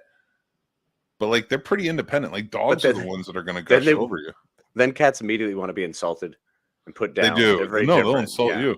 Yeah. I love cats for that reason. Cats are so independent. Cats are a perfect representation of strong women. They're this is gonna be real good. This is gonna be good. This is gonna be good. I think it's respectful. Like, like dogs are perfect representation of good men. Cats are a representation of good women. And when I say, okay, I'm not gonna say good women because then it's just gonna be patronizing, and I don't want to be patronizing. But like strong women, they're independent. They know how to take care of themselves, but they have a soft side in their relationships or in things like that when they're with somebody. And if they're comfortable with you, no, and you're dogs doing it are right. just dumb. Well, think about Dogs it. are Because beautiful, dumb animals. if they're doing it right, they'll clean themselves in front of you. Like, no, this might work. There might be a thing here. Good. You need to fix this because I feel like I really dug a hole. You did. It's delightful. I really went away with this, and I don't know which way I was going. I'm not sure where you're yet. going. That's why I was a little scared. I was like, please don't say what you're about to say. But at the same token, I can't stop you. Who's ever stopped Nick Manhattan? You got to kind of roll through it. I feel like if you knew me well enough, you'd know that once I roll through everything I'm trying to say, you'd realize, like, oh, he's not an asshole. He's just stupid. He's just a dumb guy, but he has a good point. He just doesn't know how to get there. He doesn't know how to get to A. It's like if there's two paths. Yeah. And I'm trying to get from A to B, and then these two paths will get me to B. But I can either go down like a war-torn, like Beirut type of situation, or I can go down like a sunny path. I'm like, oh man, there's something shiny over there, and I just go down, the war-torn, and then I get to B, and then you're like, oh, you're just an idiot. Yeah, but usually it's like it's a little worse than Beirut. I always think of it like a World War I battlefield where there's just a machine gun nest just mowing down anybody who's trying to come out of a trench while the mustard gas is blowing in. And Nick's like, I'm gonna make a point. Oh no, no. There's a Jeep. You can I feel just like get I've on the Jeep and offended. drive around it. I feel like I've offended men who own cats, women, just women, other men who may be more sensitive, which is, again, all of those things are great. Yeah. All because I hate the term cat daddies. Yeah, no, it's wonderful that cat daddies has become this thing now, and it's really going to stick with me. We're never going to get rid of cat daddies now because of this. So I'm so grateful that you did that. I love animals. I love animals. I love like having like pets, members of the family. Like I love my dog. I would have cats if I wasn't allergic. I like cats a lot. I've always enjoyed the presence of cats. Now my skin doesn't, but I've always enjoyed the presence. So I'm fine with that. I don't believe you should baby animals. I do not believe in that. I have never been. Of course, be loving. Well, yeah, you baby babies. I don't even like babying babies. That's a whole different point. Well, you were always weird with River. You kept pushing her whenever she tried to walk. You were like, "Get down, work harder, learn to pick yourself up, learn to pick yourself up." Oh my god! Oh yeah. Well, that sounds terrible. He did not push my child. I did not push. Don't worry. I did once, but it was by accident, and it's because I have like a really big leg, and then I can't see behind me. You were walking. That wasn't exactly. You were just walking. I did drop her on pillows once, but she asked me to. No, we do that all the time because who doesn't love that? Yeah. I hope she doesn't remember that because she was like 1 or 2, and she was like, "Drop me," and I'm like, "Okay." It was on a huge. I made a mound of pillows. Oh yeah, no, we did it. It was fun. It was part of what we did. You started it, and I went into it. I was like, "Oh yeah." I was like, "This is Dad's thing now. I'm out." Uncle Mike is going over here. All right, going back to the thing. I think it's an independence thing for me. Let's get psychological for a second. Let's do it. I was raised by very independent women. As was I. I did not have male role models in the traditional sense. Well, I guess in their traditional sense, but I was mostly raised by very like independent women, strong women. So I believe in that. I believe that's my wife. Like that's what attracted me to her. She was a strong, independent woman. I love that. I love opinionated people. Like, I don't know. I don't like cat daddies. No, it's fair. It's fair to not like cat daddies. I like pen. I like men. I like, and people are gonna. That's gonna be something. Can we call them caddies? No. Just I don't know. Can we think of something that's not cat daddies? Feline fathers. Fine. That's fine. That's better. The old FSFs. It just feels so bad. Cat daddies feel so bad. Stupid movie. I'm not doing this anymore. I'm out. Let's see what else is in. Coming out, we also have one that we had mentioned earlier. Halloween Ends. No, I'm not getting there yet. There's more. Go other places. Go other places? Okay. I need a minute before, because I'm already mad. So like I need a minute before we get to Halloween Ends. So one movie that is also coming out, All Quiet on the Western Front, is expanding its reach. So it might be coming to a city near you after last week was its official release. So set in 1918, egged on by romantic dreams of heroism, Paul Baumer and his friends Albert and Muller voluntarily enlist in the German army. Full of excitement and patriotic fervor, the boys enthusiastically march into a war they believe in. But once on the Western Front, they discover the soul-destroying horror of World War I. Paul's preconceptions about the enemy and the rights and wrongs of the conflict crumble. On the countdown to armistice, Paul must carry on fighting until the end, with no purpose other than to satisfy the top brass's desire to end the German war on a German offensive. His fight is a harrowing account of the futility and irony of war. So I know I had to watch this in high school. No. Did you? Oh, yeah. The original? Amazing. Well, we read the book in high school. So did we. We read the book and then we watched the movie immediately following. So I think they played the movie. I don't remember watching it. I do remember watching it before film school because it was like, oh no, I watched it. It was because it won. I think it won Best Picture one year. It did. Yep. So I think it was 1922 or something crazy like that. The non-talking era, Yeah. Right before, they came out of. Well, yeah. What's All Quiet on the Western Front? A silent movie? Yeah. Oh yeah. Oh man, it was. That's and how long it's been since I've seen it. And I saw the 70s version too, and it's still, I would say, probably the best, if not one of the best war movies ever made. I will always agree with that. Yeah. Any war movie that is talking about the horrors of war, because that's what war is, folks. It is horrifying. That is a real horror, real life, gnarly situation. They're strong, and this one is one of the first and best psychological mindsets onto why war is hell. So yeah, good point. And let's see what else we got. Okay, Decision to Leave. What? We don't have to read everything. Oh, we don't? Okay. Well, which one do you want to read? I don't know.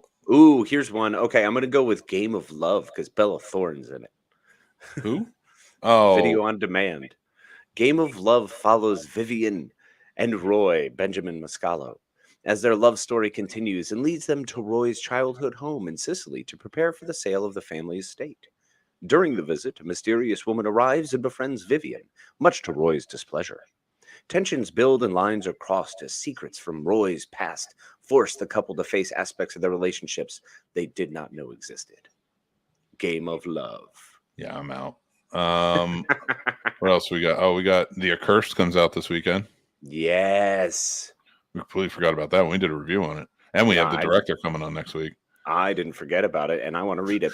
Ellie, played by Sarah Gray, is asked by a family friend, Mina Suvari, to spend a few days looking after an elderly woman, played by Meg Foster, living in a remote cabin. She readily agrees, thinking a short trip to the woods would be a nice escape. The cabin turns out to be anything but relaxing, as Ellie begins hallucinating in ways that blur reality with her dreams. As the visions take over, Ellie realizes that she was lured there by a demonic presence hiding inside of the woman, just waiting to break free. Here's what annoys me about this. I want to know who wrote it. It has to be a PR person for the production company. But they wrote this, and my biggest issue with it is they're not explaining they're not explaining, like, you don't get Sarah Dumont in the movie. And now I wouldn't normally argue if her role wasn't as big as it was. Like, it's a big role that she did. Oh, Sarah Dumont? Absolutely. No, that was one of the best parts of this, was her as the best friend, Beth. I mean, I'm still standing by that. She is new best friend in horror.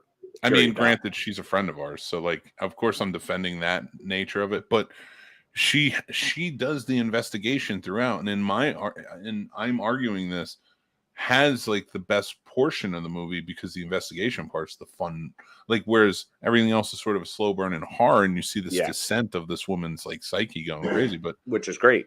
I love the investigation part because you're, like, finding more out. Yeah, I think it was, I mean, the two Sarahs, Sarah Dumont and, I'm going to mess it up if I don't look, Sarah Gray, are both fantastic. And yes, Dale, Mina Suvari, and Meg Foster both kill it. Both are great. So it's a really good movie. Check it out. For horror fans, it's definitely. For horror fans, you will enjoy this. There's a horror comedy coming out that I want to see. The same as, like, I don't know, Bloody Summer Camp, which happens to be free on Tubi right now. Yes, it you can check that out too. The Curse of Bridge Hollow. A father, Marlon Waynes, and his teenage daughter, Priya Ferguson, are forced to team up and save their town after an ancient and mischievous spirit causes Halloween decorations to come to life and wreak havoc. Starring Marlon Waynes, Rob Riggle, John Michael Higgins, Jeff Wadlow, and a slew of others. I'm not going over everybody. There's a lot of them. There's so many people. And they had Marlon Waynes on the Late Night with James Corden the other day, and they showed a picture. It was Biggie and Tupac back in the day before the rivalry. Yeah. And he's in the corner, like, his face is, like, you just see, like, a little bit of his face. And they asked him about it. He goes, yeah, you know, he's like, he's like, that's the night I met Biggie. And he's like, because I was brought there because I did a movie, Above the Rim, with with Tupac, and he was talking about that, and he goes, I never knew this, but he's like, did you know I was at the Vibe party and I saw Biggie and I congratulated him 20 minutes before he got in the car.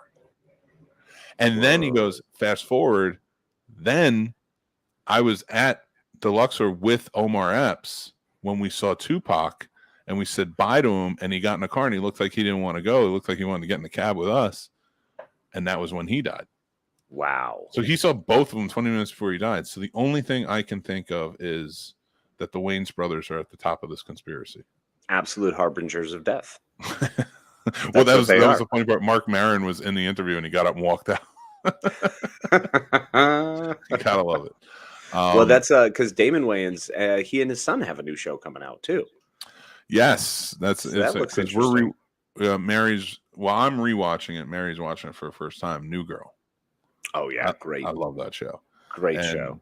She's like, she got to where Damon Wayans comes back to the show because he was only in the pilot and then he left and then he came back a couple of years later, and she's so she's like laughing. She likes him, and we were talking about it, and I was like, yeah, he's doing a show with his dad now. It's going to be a lot of fun. I think those two together would be great.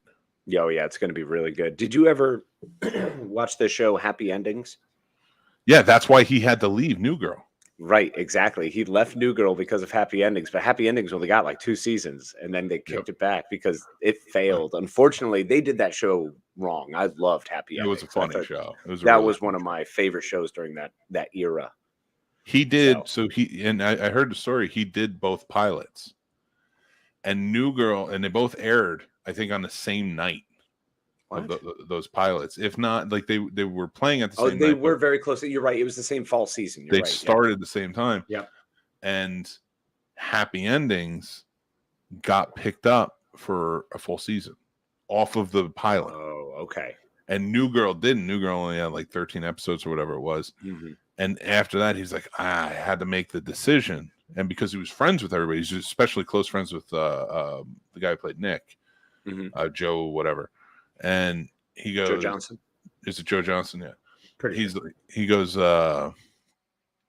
he's like, I gotta go do this other show. And they of course understood. They're like, yeah, it's full season, go. And so that's why they didn't write him off or change him. Because when they brought Winston in, he was a new one. And then Coach. And they still referred to Coach. Yep.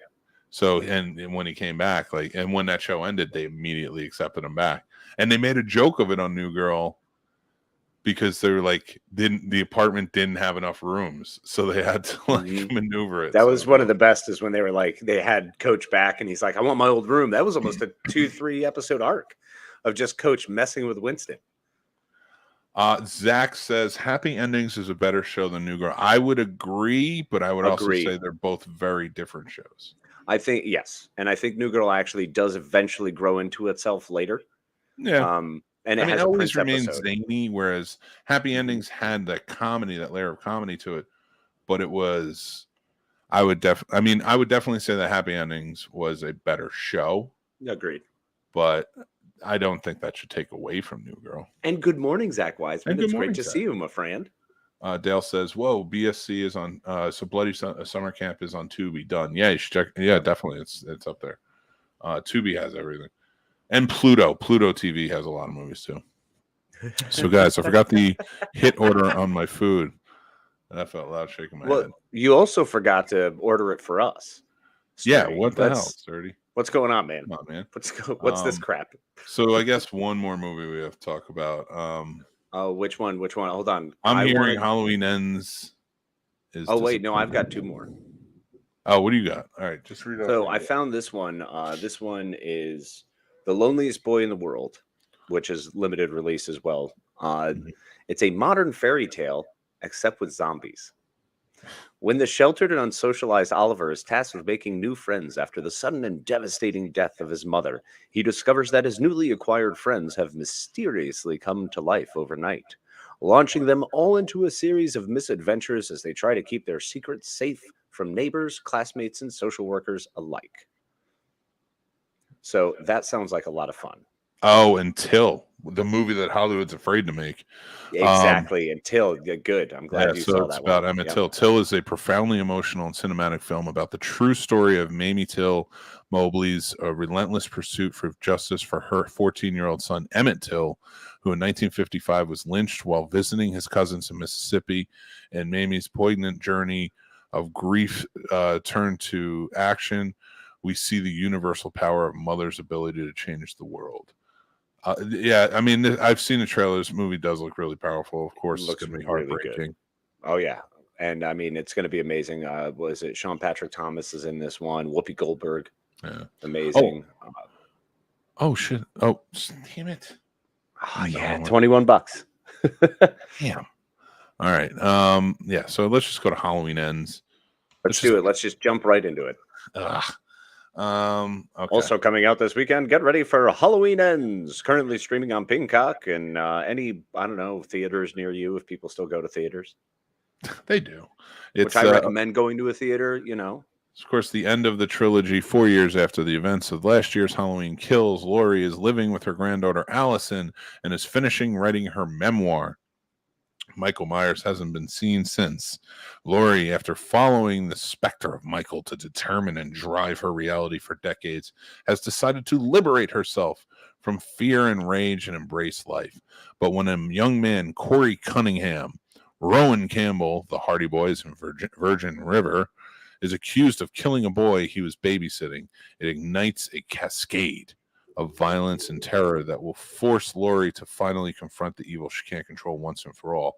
I don't want to ruin. I do not want to ruin our review. Yeah. So I'm torn on whether I should talk about this movie or not. Well, the thing is, we could also just not review it and make the review part of this and be like, if you want to see our review, jump into the second hour of the Scene Snobs Morning Drive Live. No, because we have. I mean, we could do both because we have like actual viewers that like our reviews and they like when we do like the newest stuff. So you got to have that, and they don't watch this, so that's totally we have fair. to have it available. Yeah. So I mean, we could talk about our feelings about it, though. We don't have to go spoilers or anything like that. All right, go ahead. You fire away. Yeah, God, was it so underwhelming? So underwhelming. I did not. I like how lazy I am that I don't even lift my arms. I just move the mic. You don't need to. You just. I'm like a bear. I'm just like, what is this? What is this thing about? Zach says Halloween Ends is poop. No spoilers, people. I will not pull up your stuff, but I don't want it in the comments. No spoilers. We're not doing that. It just every aspect of it. So it actually makes me dislike Halloween Kills more. So, really? Yeah. So this one was able to go back in time and warp the other movie. That's impressive. So my biggest thing with Halloween Kills, where I was more forgiving of that movie, because it has its issues and it's very heavy-handed. Mm-hmm. But Dale says he enjoyed it, uneven, but loved it.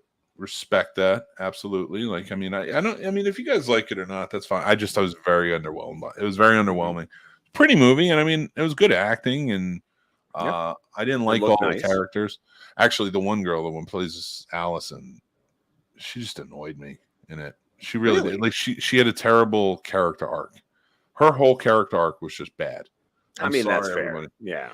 And considering she and Laurie are like the through line from 2018 till now. I feel like they did something with Laurie. Mm-hmm. You know, where she started in 2018 to where she gets. I'm like, they definitely did a great job drawing the Laurie Strode line. And you know me, being a Halloween simp the way I am, I'm all about Laurie Strode and Michael Myers. I don't care about anyone else. I don't care about your surrounding characters. I don't give a damn about. So then, why do you like this movie? Because they had Laurie Strode and Michael Myers. Did they? That's it. Did they? Did they? You know, you can go ahead and question it. You're half right. Well, they had half Michael Myers. Yeah, they literally had half of a Michael Myers at some point. Oh my God! Look, they were not You questioned all of Allison's choices or all of Laurie's? Because I didn't question Laurie's choices. No. I got what they were going for with her. Allison was just being anti the whole time. She was like, she was bad. She waffled too much for me. But we'll get that part in the review. See, I'm just going to say, yes, there it is. Zach, no, it's definitely. Not I disagree with Zach. It's not one of the laziest movies ever. I can point out plenty of movies that are lazy, and you're just like, oh God. It's cliche for sure. It's filled with tropes that work or don't work. But I wouldn't say it's lazy. I'd say they tried hard. They tried very hard at something. The Halloween Ends was a very try-hard movie. Halloween Ends was trying hard to find its footing and to keep the pace and to actually be logical. I'm going to leave it at that, because there's more review to find out exactly where we land on this one a little later. We're going to get in. We're going to get into the in-depth breakdown during our fourth hour, which is when we're done with this show. Are we doing this? It will not be on this, but it will be on our YouTube channel. So I'm going to set that up for I'm going to set that up now. Yeah. So all in all, I was not super impressed with this. I wasn't. I think is the best way to put it. Halloween Kills is so tropey you don't need to watch it. That's the thing. That one was lazy. That's true. Kills. I'm sorry. Yeah. Kills. I apologize. About. Yes. I was thinking you were talking about Ends. Roger. Apologies. No, Kills is lazy. Was lazy. But here's the thing. Like it's again, it's lazy because I feel like you were using it as a bridge. You were promising this trilogy. So I looked at it and I was like, wow, okay. But it fits within a trilogy. So I'm hopeful that what they're doing here is going to build towards something in this last movie that's going to be crazy. And it never delivers. It never paid off. And Kills definitely was lazy, but it was lazy in the vein that I'm happy with because I didn't have to think. I just got to watch a Halloween movie. You know what I mean? So it was perfect for that. So Kills worked really well, and it showed the humans are just trash. Yeah, it was a lot of fun. If they like pulled off or answered any questions from Kills that they set up, that you can tell they were setting up and like, okay, this is a trilogy. If they had paid off any of it, it would have been good. You can go back and be like, Kills works because it leads right in. Yeah. It did not. It did not in any way, shape, or form. Unfortunately, and they left weird things that they never circled back to until very, very late in the movie. But anywho, that's a good point. Kills is the worst version of Laurie, and it's because she's bedridden the entire time. That was a lazy aspect, but I felt like the thing that I liked about it was if it's a bridge between these two movies, this trilogy, laying her up and taking her out of the equation and having the chaos ensue. Like she's almost like the leader of this chaos from a standpoint where she's completely out of it. I feel it works, but it just wasn't executed properly and wasn't followed up. Yeah, that's fair. And normally I would recommend people go to the cinema to enjoy Halloween movies. I always try to push that. Mick and I are big fans of going to the theater. And yet this one is streaming on the Cock of Pee. So I highly recommend you just go ahead and kick your feet up and enjoy that one. Casey, do me a favor in the private chat. Give me your rating for the movie. Oh, yeah. So, and I'll make up the cards. And I'm going to tell you right now, this rating is only because it's Halloween. Only because it's Halloween. The only reason it got this. It legitimately got this rating because it's Halloween. So, but it's out this weekend. And I'm kind of bummed. I want to go back and redo my Bloody Summer Camp review because I just gave it the same number, and I don't like that. Bloody Summer Camp deserves at least a point more, like an entire point. Because if this is the level movie, I don't even know if I like that rating. Hold on, I got to drop that rating. I will take the last one you give me. Okay, yeah, I'm keeping it here because I just think it's I lied. I'm taking the first one. No, you can't. Actually, that's my same rating. That's the same rating I have, and it's literally only because of the same reason. Yep. So you will all get to find out that at 10:15. when we go live with that, because we're going to need a break after this. Yeah, we're going. We're going like we're getting it done because we have a live show tonight and we have shit to do. Another one. Yes, $22. And also, Sir Sturdy brought something up about where our swear jar is going to be. So if people want to donate to the swear jar, we're not 100%. No, we're not 100% set on that yet. We just have the running tally going for now, but probably in another couple weeks, we're going to get that set up closer to, I would say, what do you think? Like Thanksgiving time? I want to, because I want to do another charity event, maybe a Casters for a Cause or something else. Because Casey and I have talked about it. We decided we usually used to pick different charities for everything, but we've decided from now on, across the board, we're going to do 2 charities, and that is it. That is going to be what we do. And it's going to be for MS research, and because that's something close and near and dear to our heart, and wanting to help cure. And, of course, St. Jude's. St. Jude's, because all babies need help.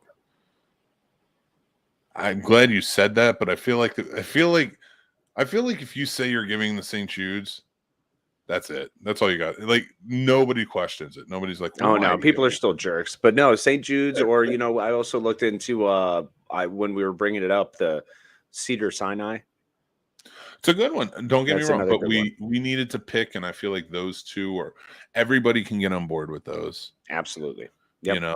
It's all about helping. It's about solving things. I'm sure we'll have probably. I was thinking about next year actually doing something for the American Cancer Month. So I think we'll put something together for that, because I want to do one of these runs and walks, and there's a bunch of horror themed things in the area. So yeah, well, we're going to be working towards it. But as of right now, our big money jar will be going to MS Research and St. Jude's. So we'll get that information out to you here in coming weeks. No, I'm not saying we can't give to other charities, but here on the Scene Snobs, it's just going to be like those are when we do our big events, those are going to be what it's for. Yeah, perfect. It's just a lot easier to do that too and team up with them and stuff like that. So. And nobody Chris gets mad MS at you too? Yes, Chris does suffer, so I'm all in for the MS support. Of course, we have other friends that are as well, and like of course we want to support and be there for it. Really, all of the immunodeficiency issues, because we've got we have lupus people in our lives. Oh yeah. So there's a lot of them out there. So we love you all and appreciate you all. And, your struggle is hard, man. We want anything we can do to hopefully get you cured. I lost a sister-in-law to lupus. Lupus, yep. Yeah. So, I mean, I definitely get it, and we do know others and such. So, all right, let's switch gears up a little bit because we're coming up on the 3rd hour, and I still where we begin news and weather. News and weather. And your traffic reports from, well, I'm going with Portland, Oregon today. All right. Well, what's the traffic report in Portland, Oregon? Where are we at? Well, let's. Are we ready to start that? I thought we're at 9 o'clock, so we might as well. That's totally fair. We might as well. What is happening in Portland? I need to know, Casey. I know you do, and it's a good thing that I had it up and ready. Otherwise, I would look really stupid right now. Well, I will tell you right now, I'm doing the same thing. Okay, smart. I'm glad we're both there on the same page. What we see, it looks like the 205. Wait, is there a traffic? Hold on, there's got to be. There's traffic cameras. I'm pulling them up right now. Are you serious? Yeah, I used. How do you have access to traffic cameras? I don't know. What you can access pretty much any state's traffic cameras. Wait, you mean access like you're Skynetting right now? Yeah. Are you in there right now? Yes. Like controlling them? I'm not controlling them, but I can pull them up. All right. Well, it looks like the I-5 is pretty open at Terwilliger. As we go to the I-5 off Macadam, you're wide open on your trip in. Wait, which one is that? You got to go slower, dude. You're too fast for me. Macadam, there it is. See? That's what it is. See? There you go. That's what it looks like. Oh, it comes up for you like that? That is dope. You can click on it. Yeah. This is how when I did traffic reporting. This is I mean, I didn't do it for Oregon, but all right, pick another place. The I-5 on the Capitol side, looking pretty open on your way in. All right, we're really not prepared for this because we don't know any of the places. We're not.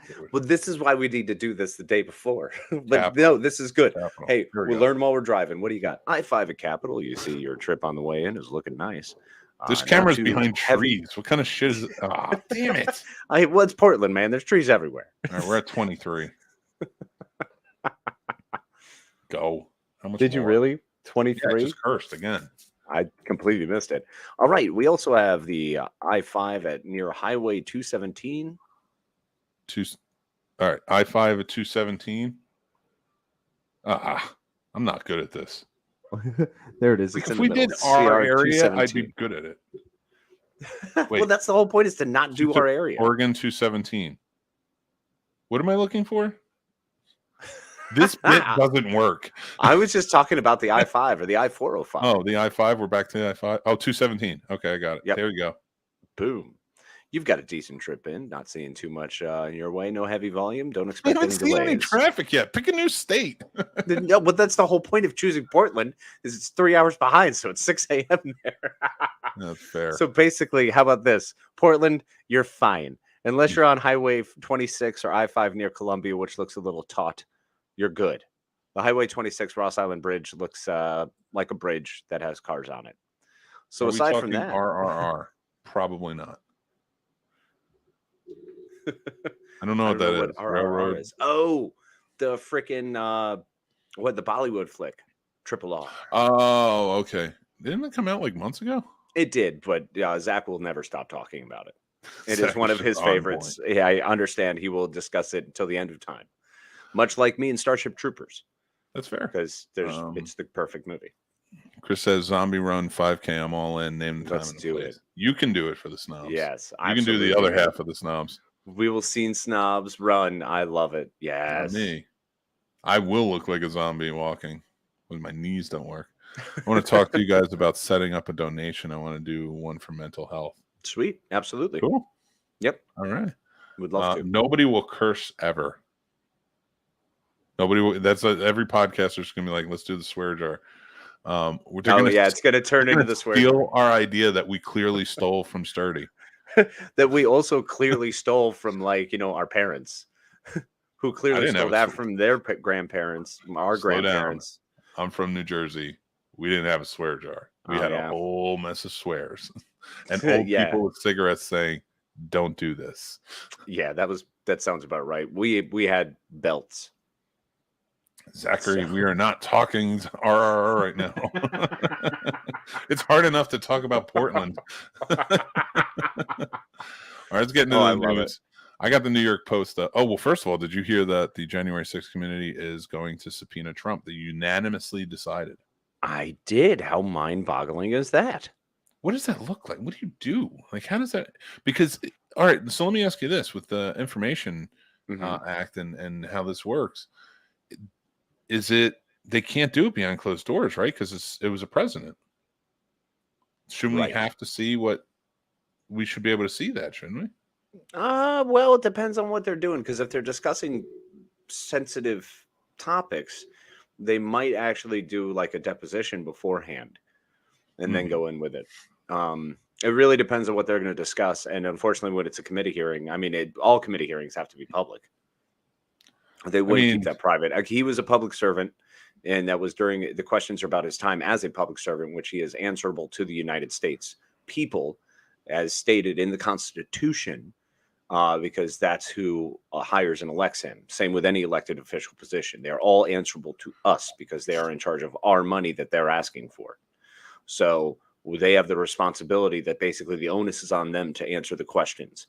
The funny part is you'll have people who, for either side of the aisle, who sit there and want to discuss, well, I want to try to obfuscate or put my money aside this way or that way, or, maybe it's too much for the American people to understand. But at the end of the day, us simple folk, us simpletons who vote, we're the ones who basically get to answer and decide what should happen with these people. So I think it needs to be public. I think it's something that needs to be seen, discussed, and heard out loud. And if everyone else is allowed, if all of these politicians have the right to be as loud as they want to about anything, publicly lying to us constantly, then we should have the right to be able to call them on their bullshit. Pure and simple. So I'm excited for it. This is a massive moment in history. So I'll be very curious to see exactly how this plays out. And considering this is aligning at the same time as the special magistrate for the DOJ investigation has also just ruled that they're going to be able to speed up the process. The DOJ asked to be able to speed up the special master's process, and considering there's no defense for why they should have any sort of reason to hold on to these documents, it's all bullshit. There's nothing there. It's smoke and mirrors, man. So we're going to hopefully be able to start pushing along and seeing what kind of classified information was withheld. That was a big answer. There was a lot. Sorry, of a lot going on. A lot going on. God, man, I'm like, I still haven't had coffee. You had coffee. I still haven't. That's exactly why I'm acting like this. I had to have my coffee. Do you understand what kind of nightmare human I am? Watch the first hour, folks. It's not so many great. words that's going on right now. I needed from your meeting the other day. I just reminded. Oh man, I forgot to send Jeremy the recording the other day. Of the meeting. No, did you? Yeah. What's up, Jeremy? I just saw him pop up too. Hey, Morning, what's up, buddy? How you doing? Jeremy, there really wasn't anything I think you needed to know. It was more just technical and like Jason and Sturdy's side, like what they need to do. Mm-hmm. Because everything with us, like we're gonna have cameras and then it's just gonna be us talking to you. So, and then us being buffoons, like locking ourselves in like dark rooms with blindfolds on, so that way we can talk to ghosts. Why are we blindfolded? Who's blindfolded? I'm not blindfolded. The Estes. Yes, you are. Yes, you are. We're doing. Why would I blindfold? Blindfolding feels dumb. It's the Estes method. I don't know. I'm just going with it. They're ghost hunters. They're the investigators. So I'm doing it. They have a creepy basement. Well, I'm already at home in basements, so that actually would work out for me. I'm okay with that. It's going upstairs because you can't just launch out of a window. They have an attic too. Nope. No. So we know where you're. So either you're Estes methoding with me, or you're Estes methoding on your own. Yeah, think about it. What's gonna make a better show? It's probably I think honestly. For the sake of us, we should do it together. Because come on, imagine us blindfolded together, listening to ghosts talk to us. It's almost as bad as Drawn Together.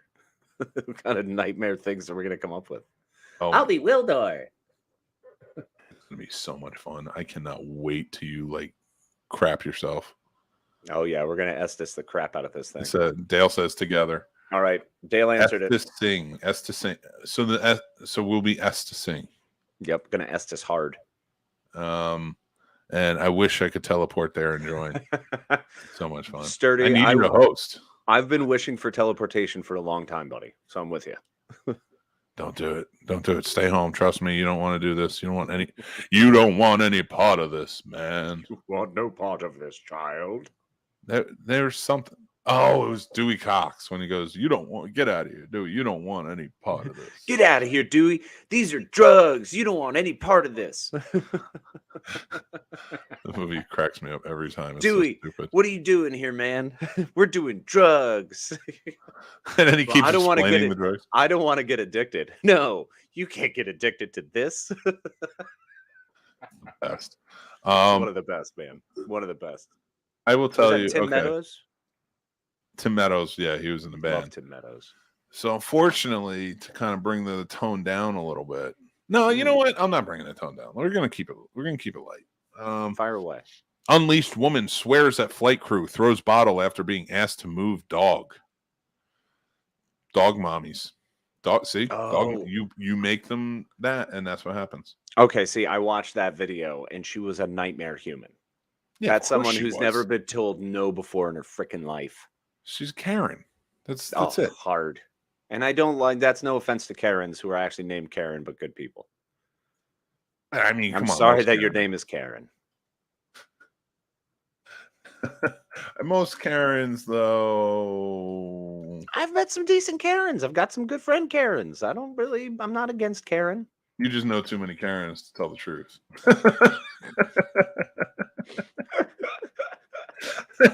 I have a Karen veil that allows that unfortunately I can't see past. So can I ask you a serious question? I need you to answer me very honestly. I'm serious now. Okay. Have you ever rolled your eyes at one of your friend Karens? Yes. Exactly. That's what I'm saying. Yep. I need you to be more honest with yourself, Casey. Look within. Have I ever rolled my eyes at my friend Mick? Oh, 100%. But not for when Mick puts on a scene. It's not the type of scene where everybody's like, "Oh my God, this guy's a monster." They're like, well, they are, but for completely different reasons. But that's just your size. That's sheer physical attributes. They're like looking at it like that's like my pet monster, not like, "Oh my God, here's a racist, horrible, turmoil-ridden person." They're like, "Oh, this guy's awesome, but he's also a little scary." But only because of his size. Yep, you're very intimidating when you come off. It's McDowell's. What do you want to get us sued? Yeah. No, he's asking where. Oh God, yeah, don't do that. I do like it though. I guess I don't know where my breakfast is. I think my wife had a meeting at 9, so it's probably downstairs. Yeah, it's downstairs waiting for you. Exactly where it should be. Or you're going to open the door. It's going to be right there. You step on it. Oh, man. How upset would you be if you just kick the coffee over, step on the sandwich? I'm so angry right now. I'm a gloomy Gus because I didn't get my stuff. Should do another read, take another break. No, we can't. I can't do that. We only got 50 minutes left. I know, but I'm so hungry. Yeah, no, I get it, man. Hey, why don't we take a quick 5 and then come right back? Because if it's all the way downstairs, it's going to take me 10 minutes just to get down there. No, I believe in you. No, I wouldn't. I would not believe in me at all. Okay, so I created the Halloween Ends thing. So we'll be doing our review like right after this show. It will be on a different view. So go check that out, a different video. Mm-hmm. I'll send you the link in a few minutes. How about the protests going on in Iran right now? Pretty amazing, right? Man, pretty incredible. Oh my God, has it been amazing to see? It's these teenage girls, man. They are running it. That's the thing. Here's why I get mad. Ooh, yes. Let's go back to cat daddies again. So that's a terrible idea, but let's go. Not a terrible idea. It's not a terrible idea. I'm getting to my point. I needed to get the point. Everybody got mad at me before because I was like, "Oh, you can't call them cat." You shouldn't. Why? Because you have amazingly powerful women like the young women in Iran, all women in Iran, and what they're doing, proving that the human condition is tough at heart, no matter what you identify as. But then you have these idiots who join this movie and are like, "I'm a cat daddy." No, you have a cat in your family. Stop calling yourself a cat daddy. It's dumb. If they carry around their cat, like in backpacks, you shouldn't do that anyway. And like, why not? Because oh my God. What if you have you're starting this, you're instigating. I know you. What if you wear a cat scratching post that you've affixed to like your shoulders and head, and that way they can just exist in like a top hat that pop out of that center big hole, and then you just wander around with that? I would prefer to be called a cat daddy at that point, or in fact, I would prefer that there be a cliff nearby or a dat, and we chase you off of it. We daddy take of the cat and we chase you off of that cliff. That's what I would prefer in that moment in time. It's like a really bad Wicker Man version. I'm so angry at everything you just said. Irrationally angry, but angry. Flames on the sides of my face. I just don't like that term. I think it's a stupid term. And I hate it. I really hate it. Like, I can't believe they even made a movie about it. I get cats don't bother me. Mm-mm. Men owning cats doesn't bother me. Mm-mm. Cat daddy, come on. You shouldn't even. First of all, if a man walked around and called himself daddy, whether he had a child or not, you'd be like, that dude's a pervert. Well, it's like a man calling himself delicious. No one's going to refer to you as delicious. I'm pretty sure I've eaten enough fast food in my life that if somebody took a bite out of me, I'd probably be delicious. But I, on the other hand, would probably like smoked meat in here. So it's a little different between us. Oh, yeah. Your briskets alone are lining my walls. Oh, man. Dat cat daddy, you shut your mouth. See? A dat. Instead of the Big Mac, we have the Big Mick. Welcome to Mick McDowell's. I am We have Jewish, the too. Big Mick. We have the golden arcs. That's when you know you've made it, when you see the golden arcs. There's no arcs in my support, trust me. Served over 20,000 people. My size 18s are just flat to the ground. That's where they're at. Yeah, he's Captain Flatfoot. What's up, Gumshoe? What else we got? We got what else is happening with these people? These newsworthy people. Powder keg for disaster as migrants surge sweeps. Wait. New York City. No, hold Here's on. where they belong. What? Sorry, I'm going to interrupt because you weren't done with your Iranian protests yet. No, you I got just lost think on they're heroes. cat daddies again. Okay, all right, cool. They're heroes. There's also and then a lot of stuff that we have idiots here, like there's making some movies. strikes. There's some strikes going on that are moving forward that are actually happening in Iran that are really big right now, that are making a lot of waves because this is public workers now. This is moved into essentially their municipality, calling for the removal. Because honestly, who wants to fight a teen child, a teen woman? A teen girl is dangerous. They're terrifying. I assume the Ayatollah does because he's he's going to lose. Everyone loses. I hope he does. That's the whole point of this. I'm so excited for him to lose. And yeah, so good on him. Keep protesting women's rights. Absolutely equality is what matters. And go Iran, women of Iran. Hell yeah. I'm so tired of people, like stupid people. Mm-hmm. Like the Ayatollah. I guarantee you, he's a cat daddy. I promise you. And I'm not talking about just owning a cat. I'm talking about a cat dad. I'm talking about he rolls around and he treats a cat like he's got a little baby carriage for his cat, little carrier. He's probably got like a whole shoulder strap thing, so he puts them right here on his chest and just feeds it little pieces of what was it, Caesars, or what was the fancy one that you'd feed your cat? Remember the Ayatollah 1000% drinks breast milk for fun.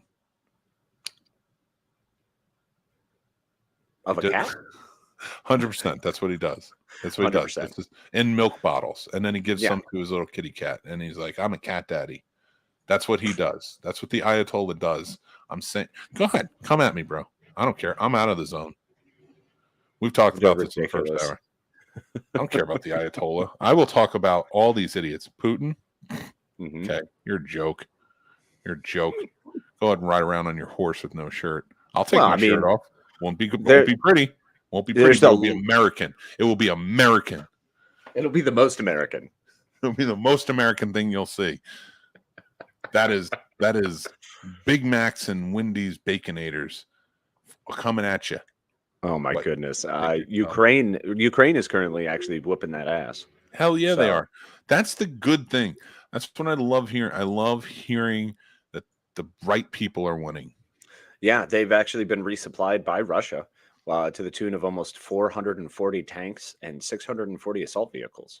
So that's how much they've stolen from Russia, or Russia has just left thus far. They've also started putting in the new highly advanced T-90As, which is one of the Russian super tanks. And Ukraine is using them because they've just been wearing them down. So now they're currently advancing in the Kherson region. So hopefully we're going to see them continue to work and expel. And Russia, though, is still, Russia launching missiles at, civilian populations, and wiped out a kindergarten and a school the other day. So that's cool. And a hospital, because that's what they do. So awesome. This is not, once again, I always want to preface and say that I am not against the people of Russia. I am against the oppressors of the people of Russia. So, and 1000%, Steven Seagal.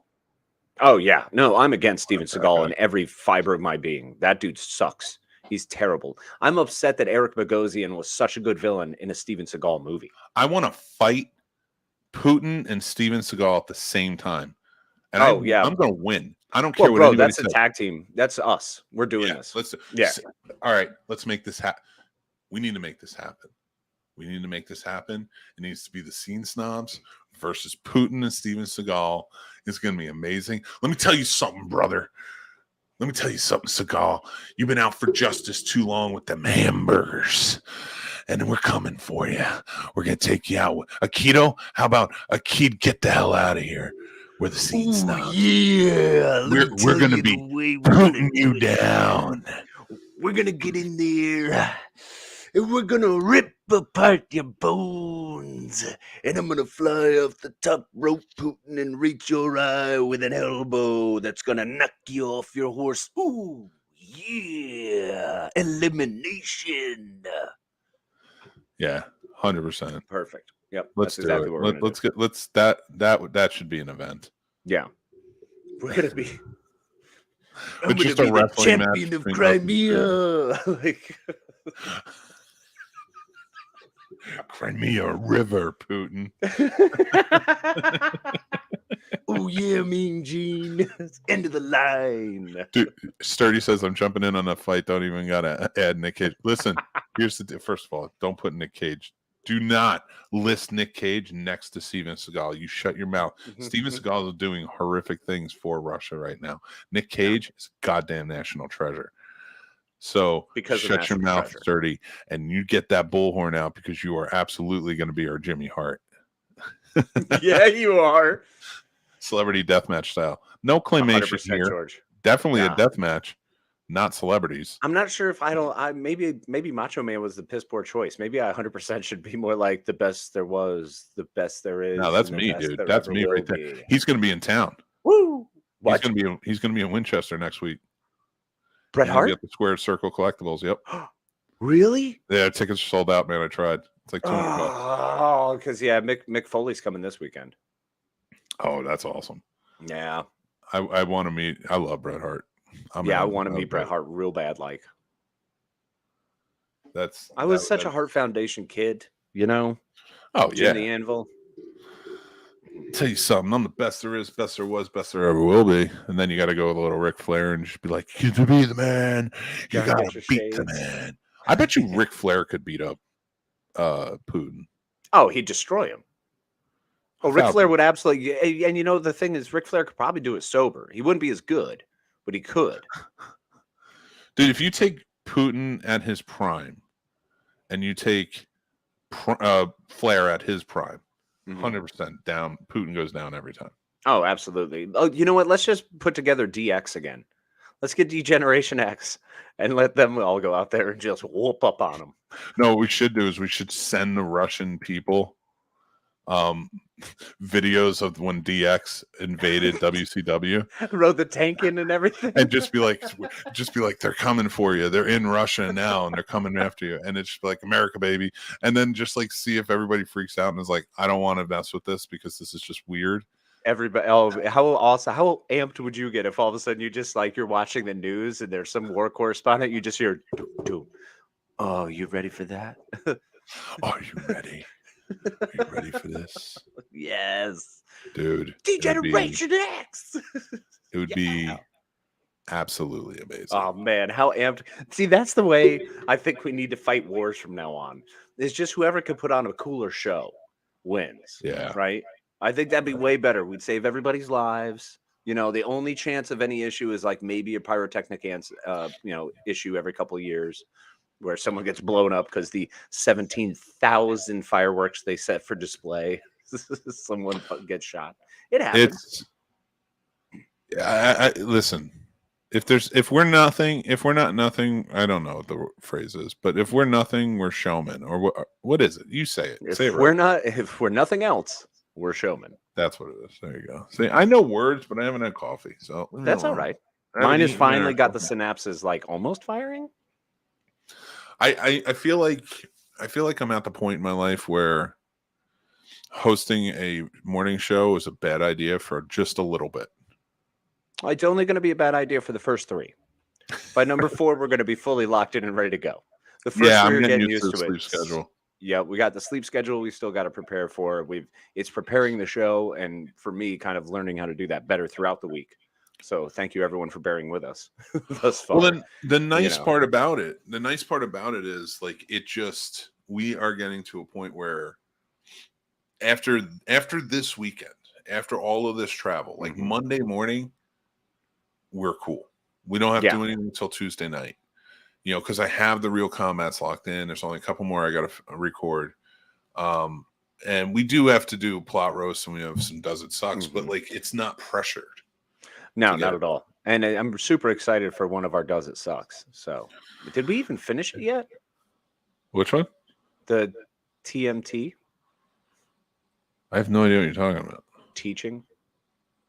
It's done. I have to edit it. Okay, I couldn't remember if we'd recorded it. Yeah, we recorded it. We're on the Wolfman. We got to do the Wolfman recording. That's right. We're on Wolfman 94. Yep. No, not 94. What are you talking about? 2010. Wolfman. Sorry, 2010. Jeez Louise. Sorry. And VHS, because we have thinking, two. I just keep thinking Wolf, the Jack Nicholson Wolf movie. I keep Do not watch that movie. That. I watched The Wolfman. I watched The Wolfman. You need to go and watch that movie. Wolf was a hit. Wolf was hit, and I remember liking Wolf. But it's where I keep going every time we bring it up. First of all, George, don't cancel this now. I need you guys on Friday morning. You make it worth waking up at 6:45 a.m. Thanks, buddy. Listen, you didn't show up until like 7:15. I don't want to hear it. At least Sturdy's loving us. He's laughing his ass off. Chris relegated us to the bushwhacker. Whoa, that's not relegation. I'm more than happy to be a bushwhacker. I don't know about that. I don't want. Well, we get to hang out. Hold on. If we're the bushwhackers, that means we get to hang out with 2x4, Jim Duggan. I'd rather hang out with Miss Elizabeth. Which you can as a bushwhacker. No, that was the Mega Powers. The Mega Powers. I love it. Yep. I had to let the dogs out, man. Well, you got a phone. We're on there. I can't wait till we can get the audio up. Then you guys. I know when we get people listen anywhere calling in. You can watch literally on your drive. Although I often listen to podcasts on YouTube on my phone in the car. Like, and it's video too, but I don't watch the video on that. Right. No, I watch the video because I'm usually stuck in traffic. Bushwhackers 70s tag team porn star. First of all, they're 80s. Bushwhackers were a product of WWE. Yeah, or WWF. Yeah. And let me tell you something, brother. Let me tell you. No. I get what he's saying though with the 70s. We're the Rock and Roll Express. If we're anything, we're rock. Yeah, but that makes me Marty Jannetty. This is bull. No, not the Rock and Rollers. Oh, the Rock and Roll Express with Michael Hayes. Oh, okay. From like the 70s and early. That's the 70s. Yeah. All right. I know who they are, man. But I like the idea of being 70s tag team porn stars because you get bushwhackers. Like this whole hour is supposed to be news. Yeah. And it's just us about us wanting to fight Putin and Steven Seagal. I mean, but that's news. That is us. 1,000%. Like we're all about national entertainment, weather, and sports. So we're doing it, man. We're covering. This is our news hour, and we are newsing the crap out of this. Oh, wow. The EU chief warns Vladimir Putin his Russian army will be annihilated if he nukes Ukraine. Yep, that's what's going to happen. But do you think Putin cares about what happens to his army? No. No, at this point, he doesn't care about anything. I don't think. I mean, he's getting ready to check out and be done. I mean, he's already in a bunker. He's back to hiding. He's turned his staff over about 20 times. He keeps changing generals out like they're, I don't know, fucking, what's something you change out fast? Socks. There you go. He's swapping generals like socks. And if you don't change the socks that much, they don't listen to him. Well, what are they supposed to do? He keeps blaming them for all the bad things that are happening. When the simple fact is they don't have a functional army. These people don't know how to fight anymore. They've conscripted now. And most of these conscripts are literally just leaving. They show up in the theater after a week of training, given these guns that are rotted. And by the way, this is all through combat footage that you can actually see on Reddit. So and on YouTube, it's everywhere. It's phenomenal. It's crazy that we get to watch all of this real time and see all of it happening. I mean, drones taking out other drones. We're seeing that. This is where we're a battlefield where we're testing all of our advanced weapons, and Russia is failing, and they don't have they're not the superpower. It's wild from a historical perspective to see a superpower that has been a superpower our entire lives. I mean, we talk about the Cold War kids earlier. We are Cold War kids. It was always Russia, always. They were the big bad. They were the scary. It was the Reds. That's who you feared. And now we're seeing that they are not who they were, who we thought they were. They are, in fact, a far weaker, more broken nation. Yeah, I didn't think they were all that tough in the 80s. pump the brakes, Chief. Oh, So bitches. And I'll give that $1. That's $1 I give happily. Anything I say Fair. about the not regular Russian people, but no, this is very this like is they're pretty against tough. they live in pretty tough. Siberia by choice. But like Ivan Drago, I feel is like the perfect representation of the Russian government. Always. Okay. The government, not the people. The government. People got to deal with a lot of crap, and they are tough as nails. But the government is a hollow shell of toughness, and they got to inject themselves with BS and then get a curse on that one. So I like how we're just like, we have a swear jar, and Putin's probably watching us right now. Like, these idiots, they can't fight me. Clearly, he's watching us. I'm so sure. He is. He's a fan. I'm sure he is. And Uncomfortable. I hate him for it. I hate you for it. No, we don't hate any of our fans. Only Putin. But if you are listening, Vlad, and Kim Jong-un, which one ever. Well, that guy's an idiot. That guy's terrifying. I Stop think with he's your dead. missiles. I think he's dead. I honestly think it's a puppet regime being run by his sister right now. I'm not big on conspiracy theories. That one I'm in on. All right, we got to send you to North Korea. I'm in. And you have to seduce his sister. Please give me a tough assignment. Am I right? It'd be the best thing that ever. All of a sudden, like flowers start growing in North Korea. It's weird. You find out like they are actually gods, and you seduce her and like make her happy. And it's and suddenly the sun shines more frequently. Everyone's able to eat. Their crops grow. They're not eating grass all the time. Like, it'd be fascinating. The electricity works almost 100% of the time. Then They don't blow up their test sites and dams and everything. Then one morning, Casey's like, so, and then everything goes to hell. Yeah. No, the funny thing is, it would only be a mild startup. Everybody would be like, wow, this is incredible. Things are really happening positively there. And then, I got to be moving along. Sorry, I was born a rambling man. I've just got to. What we do is we send her one of your carbon copies that are out there, which is true. Which is true. This is scientific fact. Clones. Casey has clones, or his dad slept with everyone, because there are Casey clones everywhere. Everywhere we've been, I've met. I think there's like 7 on my Facebook friends page, because I probably thought it was accidentally Casey pretending to be somebody else. You told me that once. You were like, man, why didn't you hit me up last night if you're going out? I'm like, what are you talking about? And you're like, you were out in Old Town and you didn't hit me up. I was like, what are you talking about? Like, because I was at home. This is all news to me. So Vic's like, yeah, I can't believe you'd go out. And he shows the picture, and it's a guy who looked just like me, who at the time I had been bartending. He kind of just started coming out, or he started bartending in town as well. And so, yeah, a lot of people kept hitting me up with that. Like, I didn't know you were working over at this restaurant now. I'm like, no. It was so fun, dude. And there's way more. I'm not getting into all those stories, but there was way more. It was just like, so like, it just gets odd. Like that Casey, I've been around a lot, and I've seen people who resemble, look they like resemble.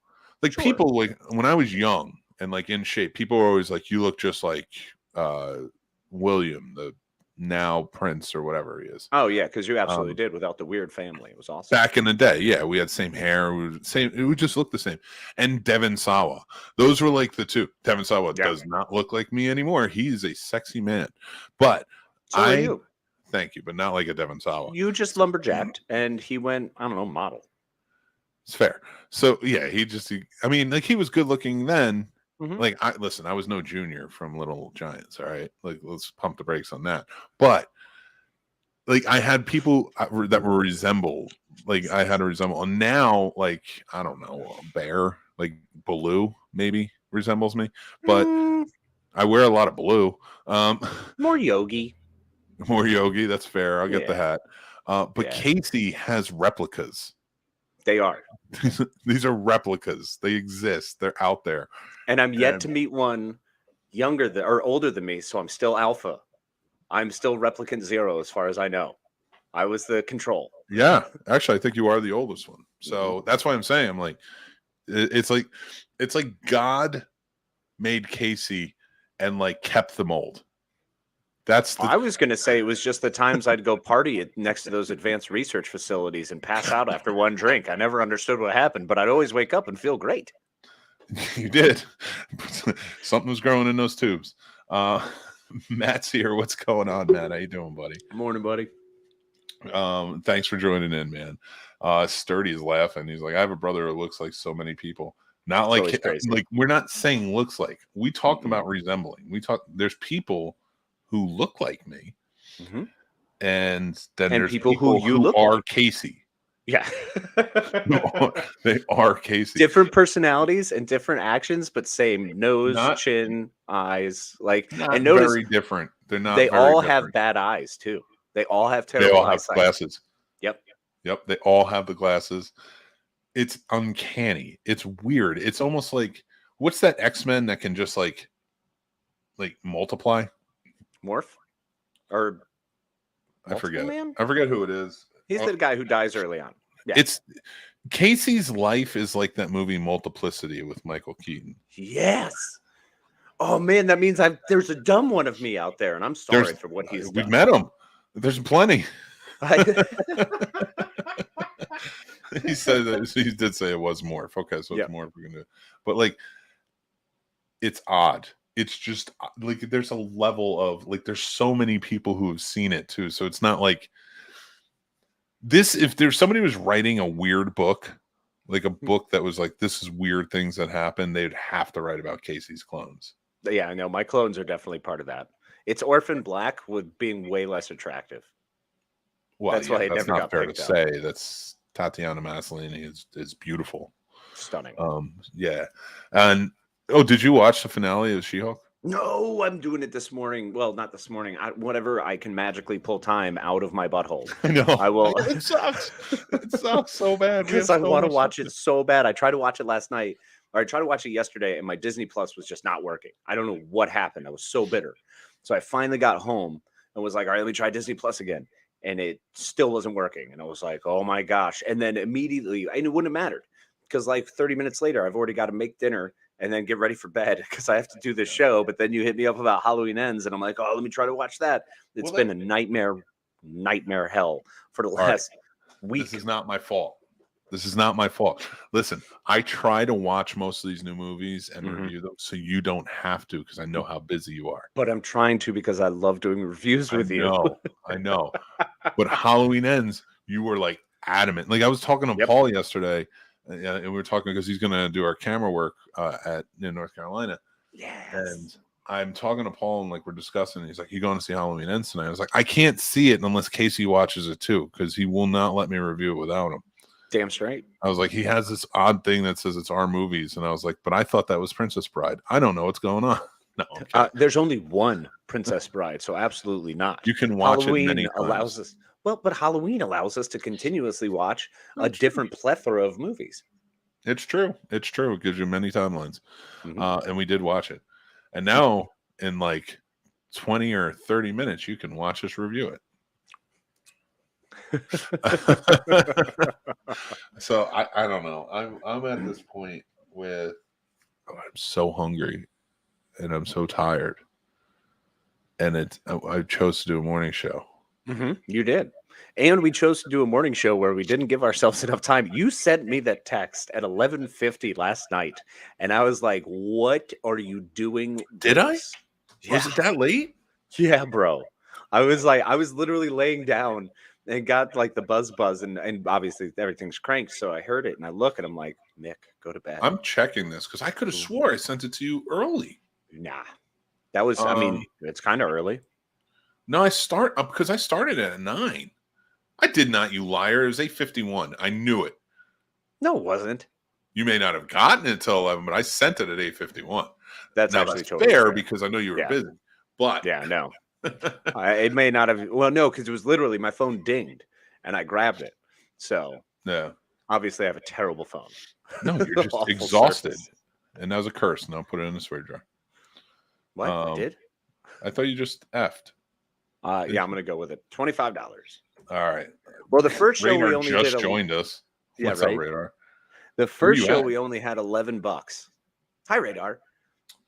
I'm curious to know your guys' thoughts. Well, watch our review right after this. It's going to be in a different video, but it will be up on YouTube. You can watch it right after. Awesome. Can't wait for that review. I enjoyed it more than I thought I would. Cool. That makes one of us. I'm tight-lipped, man. I'm not going to. We got 20 minutes, man. I'm not going to say it. I'm not going to say it. I have a lot of thoughts. Let's see. Is it my most hated movie of the month? Absolutely not. Oh, no. Is it the best Halloween movie I watched this week? No. And the only other one I watched was Spirit Halloween. So figure that one out. That sounds terrible. Oh, my gosh. Why did you do that?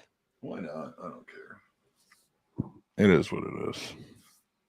All right. So let's see here. Did you see this LA City Council thing that's going on? No. What happened? So some members of the LA City Council, one of them, Nori Martinez, I think her name is. Okay. They were caught.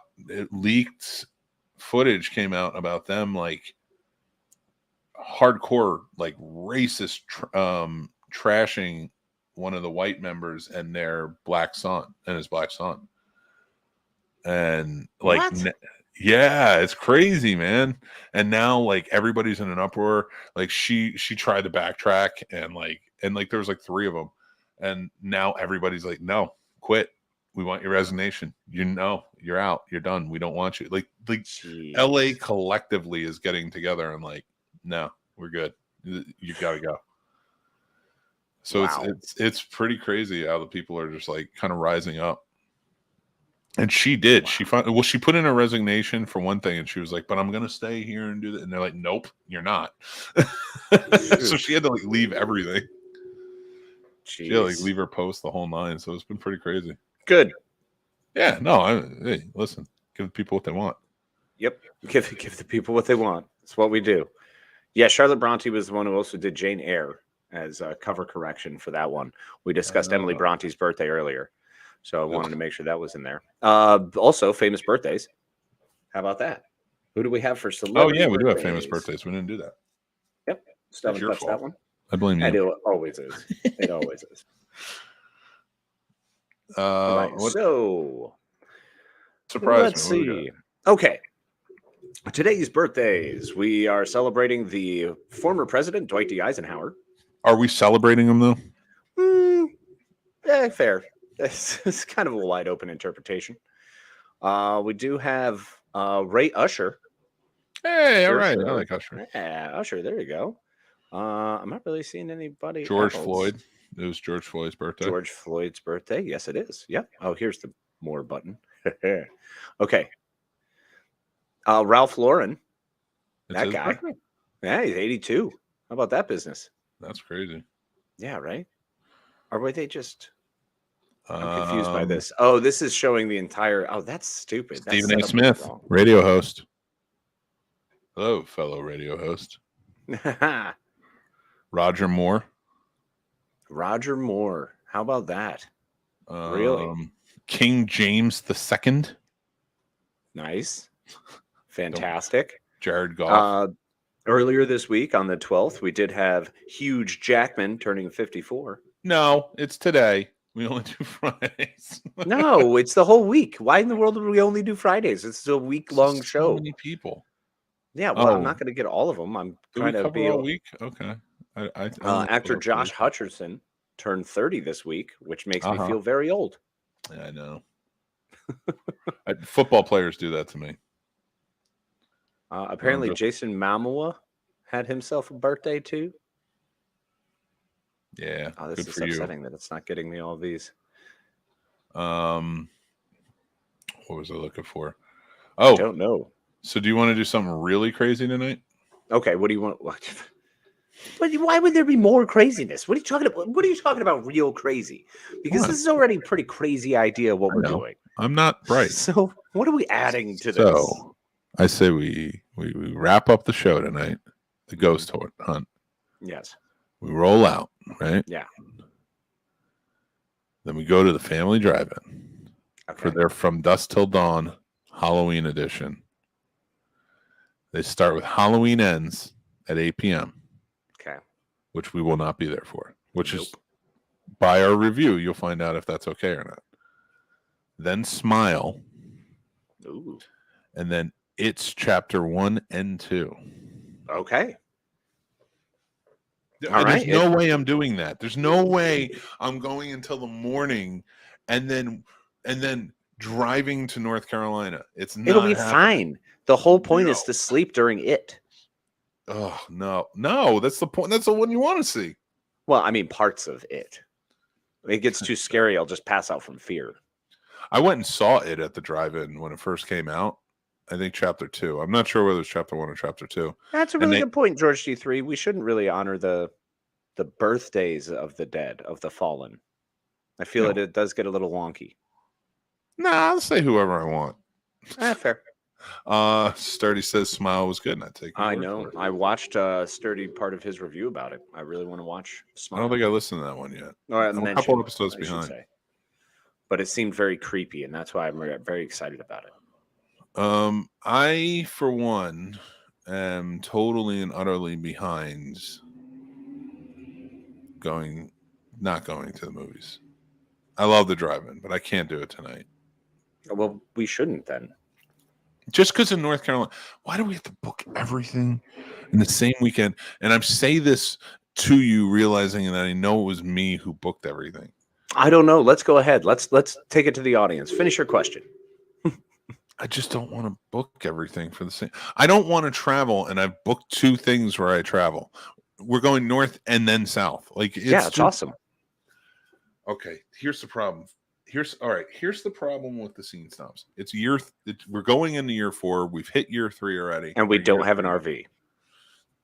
We don't. But here's the thing: we traveled so little, but now we're getting asked to travel more. Yeah, which is great, and it's fantastic. Something I was working towards. And that's I want to grow the events and go places. But I forgot that to do that, you have to travel. Yeah, I love traveling. I don't love traveling anymore. I'm a regular caravaner. There was a time where I really did love traveling, and I traveled across country a couple times, did it all. Now I'm like, but not anymore. Yeah, see, unfortunately, you decided on the wrong thing. Or it's going to become, you have to do it all from home base, and I'll be the location guy. Yeah, no, it's not going to work. We have to be there. They like us both for some reason.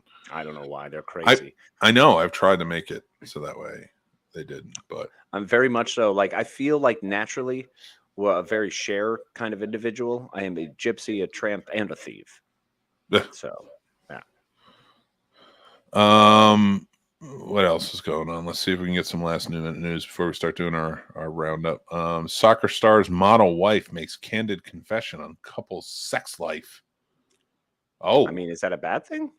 The 44-year-old Spanish model Pilar Rubio isn't afraid to kiss and tell when it comes to her marriage to Paris Saint-Germain star Sergio Ramos.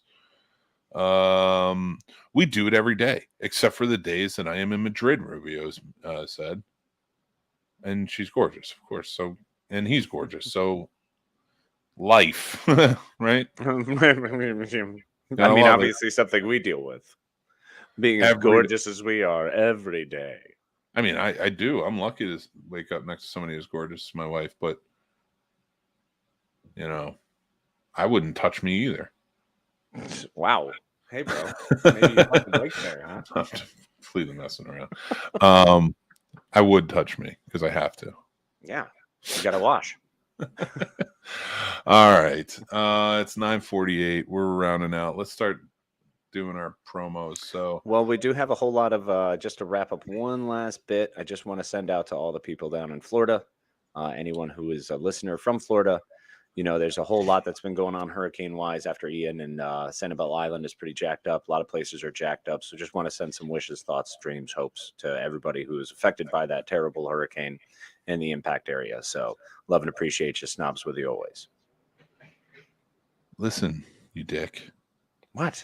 You don't say I, you say we. I did say we on everything. You said I. That put it in a swear jar. $26. No, I'm kidding. You're not going to pay a surcharge for saying I instead of we. I was throwing it in there for the dick comment, but at $27. No, dick is fine. You can say dick. Oh, okay. It's well, not it's an anatomical thing, or it's just a name. That's true. You Every Richard. Tom, Dick, and Harry is watching us right now. Heyo. All right, guys. Make sure you tune in on our YouTube channel tonight. It will also be on our Facebook and our Twitch.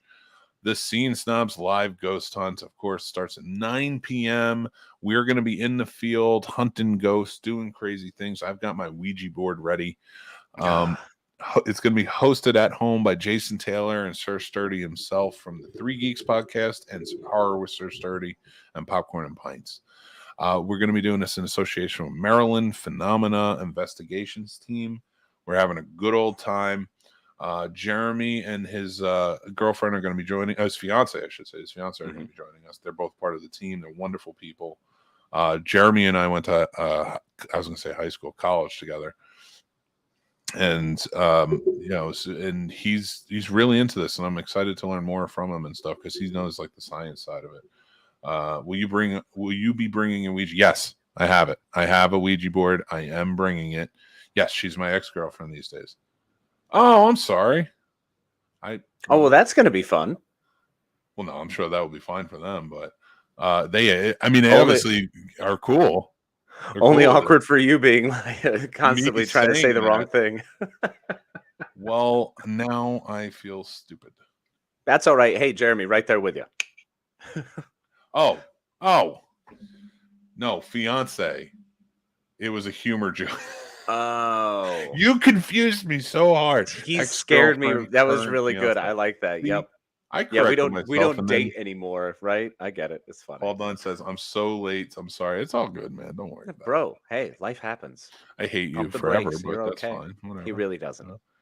Don't let him say mean things to you. It goes Paul Dunn, Putin, Steven Seagal. Yo, and you would understand that reference if you listen to the episode. I can't wait. So it's going to be the Scene Snobs with special guest their manager Sturdy, and Putin and Steven Seagal with their special manager Paul Dunn.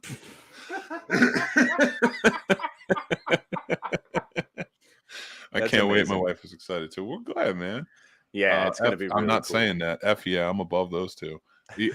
You're not in a good position on Not that a one. great list. Not a great list. Not a great list to be on. I think you're going the wrong way on that one, buddy. No, you are definitely not on that list. But no, you keep that positive attitude, Paul. You keep that positive attitude, absolutely. That's how you get it done. So we're doing the ghost hunt tonight. We really love for you guys to join in. We are right after the show going to do like immediately. Just jump on our YouTube, go watch it. It's coming. It will also again be on Facebook and Twitch. You can watch them there. Scene Snobs review of Halloween Ends. But this is the one. This is the one that we really want you guys to watch tonight. Have a good time with because we're going all out. It's going to be great.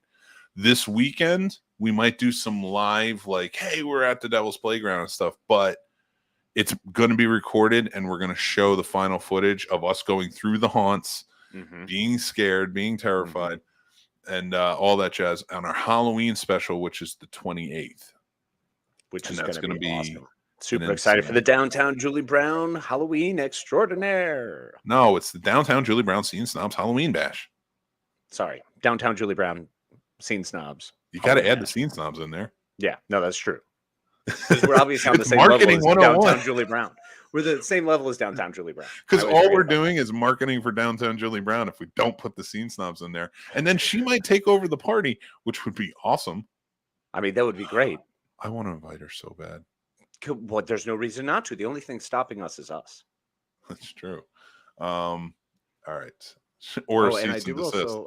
I wonder. If or cease and desist. Honduras has never been so proud. No more banana picking for me, Mom. What is happening? Well, there's always money in the banana stand, so There's always money in the banana stand. So, guys, watch that tonight. It's 9 p.m. live Eastern. Of course, we are the Scene Snobs. Let's just do our rundown of. Remember, it's Snobtober, everybody. We have content every day. Follow us everywhere for that. We're especially celebrating our anniversary this month, our 3-year anniversary, and then we're also celebrating horror because we love it. And we want to thank our patrons. if you guys want to join up too, make sure to go over to patreon.com/thescenesnobs. But thank you to our lovely patrons who help us keep the lights on, help us pay for doing these shows and keeping us going. Tim, Paul, Stacy, Matt, Aaron, Chris S, Chris H, Dan, John B, Ron, Jason, AJ, Radar, and John W. We thank you all, our glorious patrons. And remember to pop over to the Snobs Nation Discord, where you can hang out with the coolest cats you've ever seen this side of the Mississippi, or the other side of the Mississippi, depending on which side of the Mississippi you're on. Really, it's agnostic too, national agnostic. So if you're in Canada, feel comfortable, feel free. Come on in and join the Snobs Nation Discord. And make sure that you guys like this video wherever you're watching it. But if you're on YouTube, for sure do that. It helps us with the algorithm and going a long way. And also make sure to subscribe to the channel, because we have great shows like the Scene Snobs Podcast, This Morning Drive Live Show, Real Combat, Geek Fest Live, Does It Suck, Scene Snobs Movie Reviews, Plot Roast, like our live event, Ghost Hunt tonight, our Halloween party, everything. So it's all on there. It's going to be a great time, so join in. And we also have a merch store. Come on over and check us out at thescenesnobs.com through our link tree, and go to the merch store, where you can assail yourself with some of the finest finery that will absolutely make all of your friends super jealous, because that's the whole point of getting our stuff. We have incredible mugs, some wonderful designs out there. So pop on over and get yourself draped in the greatest. Make sure to follow us everywhere. So, we're all over the place: Facebook, Twitch, YouTube, Instagram, TikTok, and of course Twitter. We are at the Scene Snobs everywhere, or Casey, of course, is at Plotamus on Instagram, at Casey the Madman on TikTok, at Twitter, at Twitter Night on Twitter. Wouldn't it be amazing if I was just at Twitter? Yeah, you're the new Elon Musk. So yeah, make sure to follow us everywhere, guys. Have a lot of fun with it. And yeah, so everybody, we want to thank you so much for joining us again on our second episode of the Scene Snobs Morning Show. You guys are all awesome. Please jump in every Friday from 7 to 10 a.m. We'll be doing this. We're going to have a great time doing it. Hopefully we make you laugh. Hopefully we make you crazy, like with my cat daddies thing. Remember, everybody, we're having a good time. This is a comedy show. That's what the Scene Snobs are. So like even our rants and all that stuff, we're having fun. So don't get mad, don't get offended. Join in and make fun of us, because that's what we love to be, lovable buffoons. Just like Ricky Gervais says, he finds the humor in it. You get offended. That's why he lives better. So live better and laugh more. Exactly. All right, guys. Until next time, or in like 5 minutes when we do our Halloween Ends review, go join us there. But thank you again so much for joining in. Casey, take it away, my friend. We're always so grateful for you to spend a little bit of time with us on Friday mornings, a little bit more. So it's a delight as always. We appreciate it. We hope you have an awesome rest of your day and prepped you for the weekend. And maybe you found something that you didn't know was there, like Bloody Summer Camp on Tubi. So we're super stoked. And as always, actually, I'm going to leave you with this, a little different this morning on Friday mornings. One can only further themselves if they reach past the known land, just like a hobbit leaving the Shire. So don't be too comfortable, folks. Be kind to each other, be kind to yourselves. You son of a gun. You always have to just be so cathartic. And then me, I'm just going to be like, all right, I'll see you later.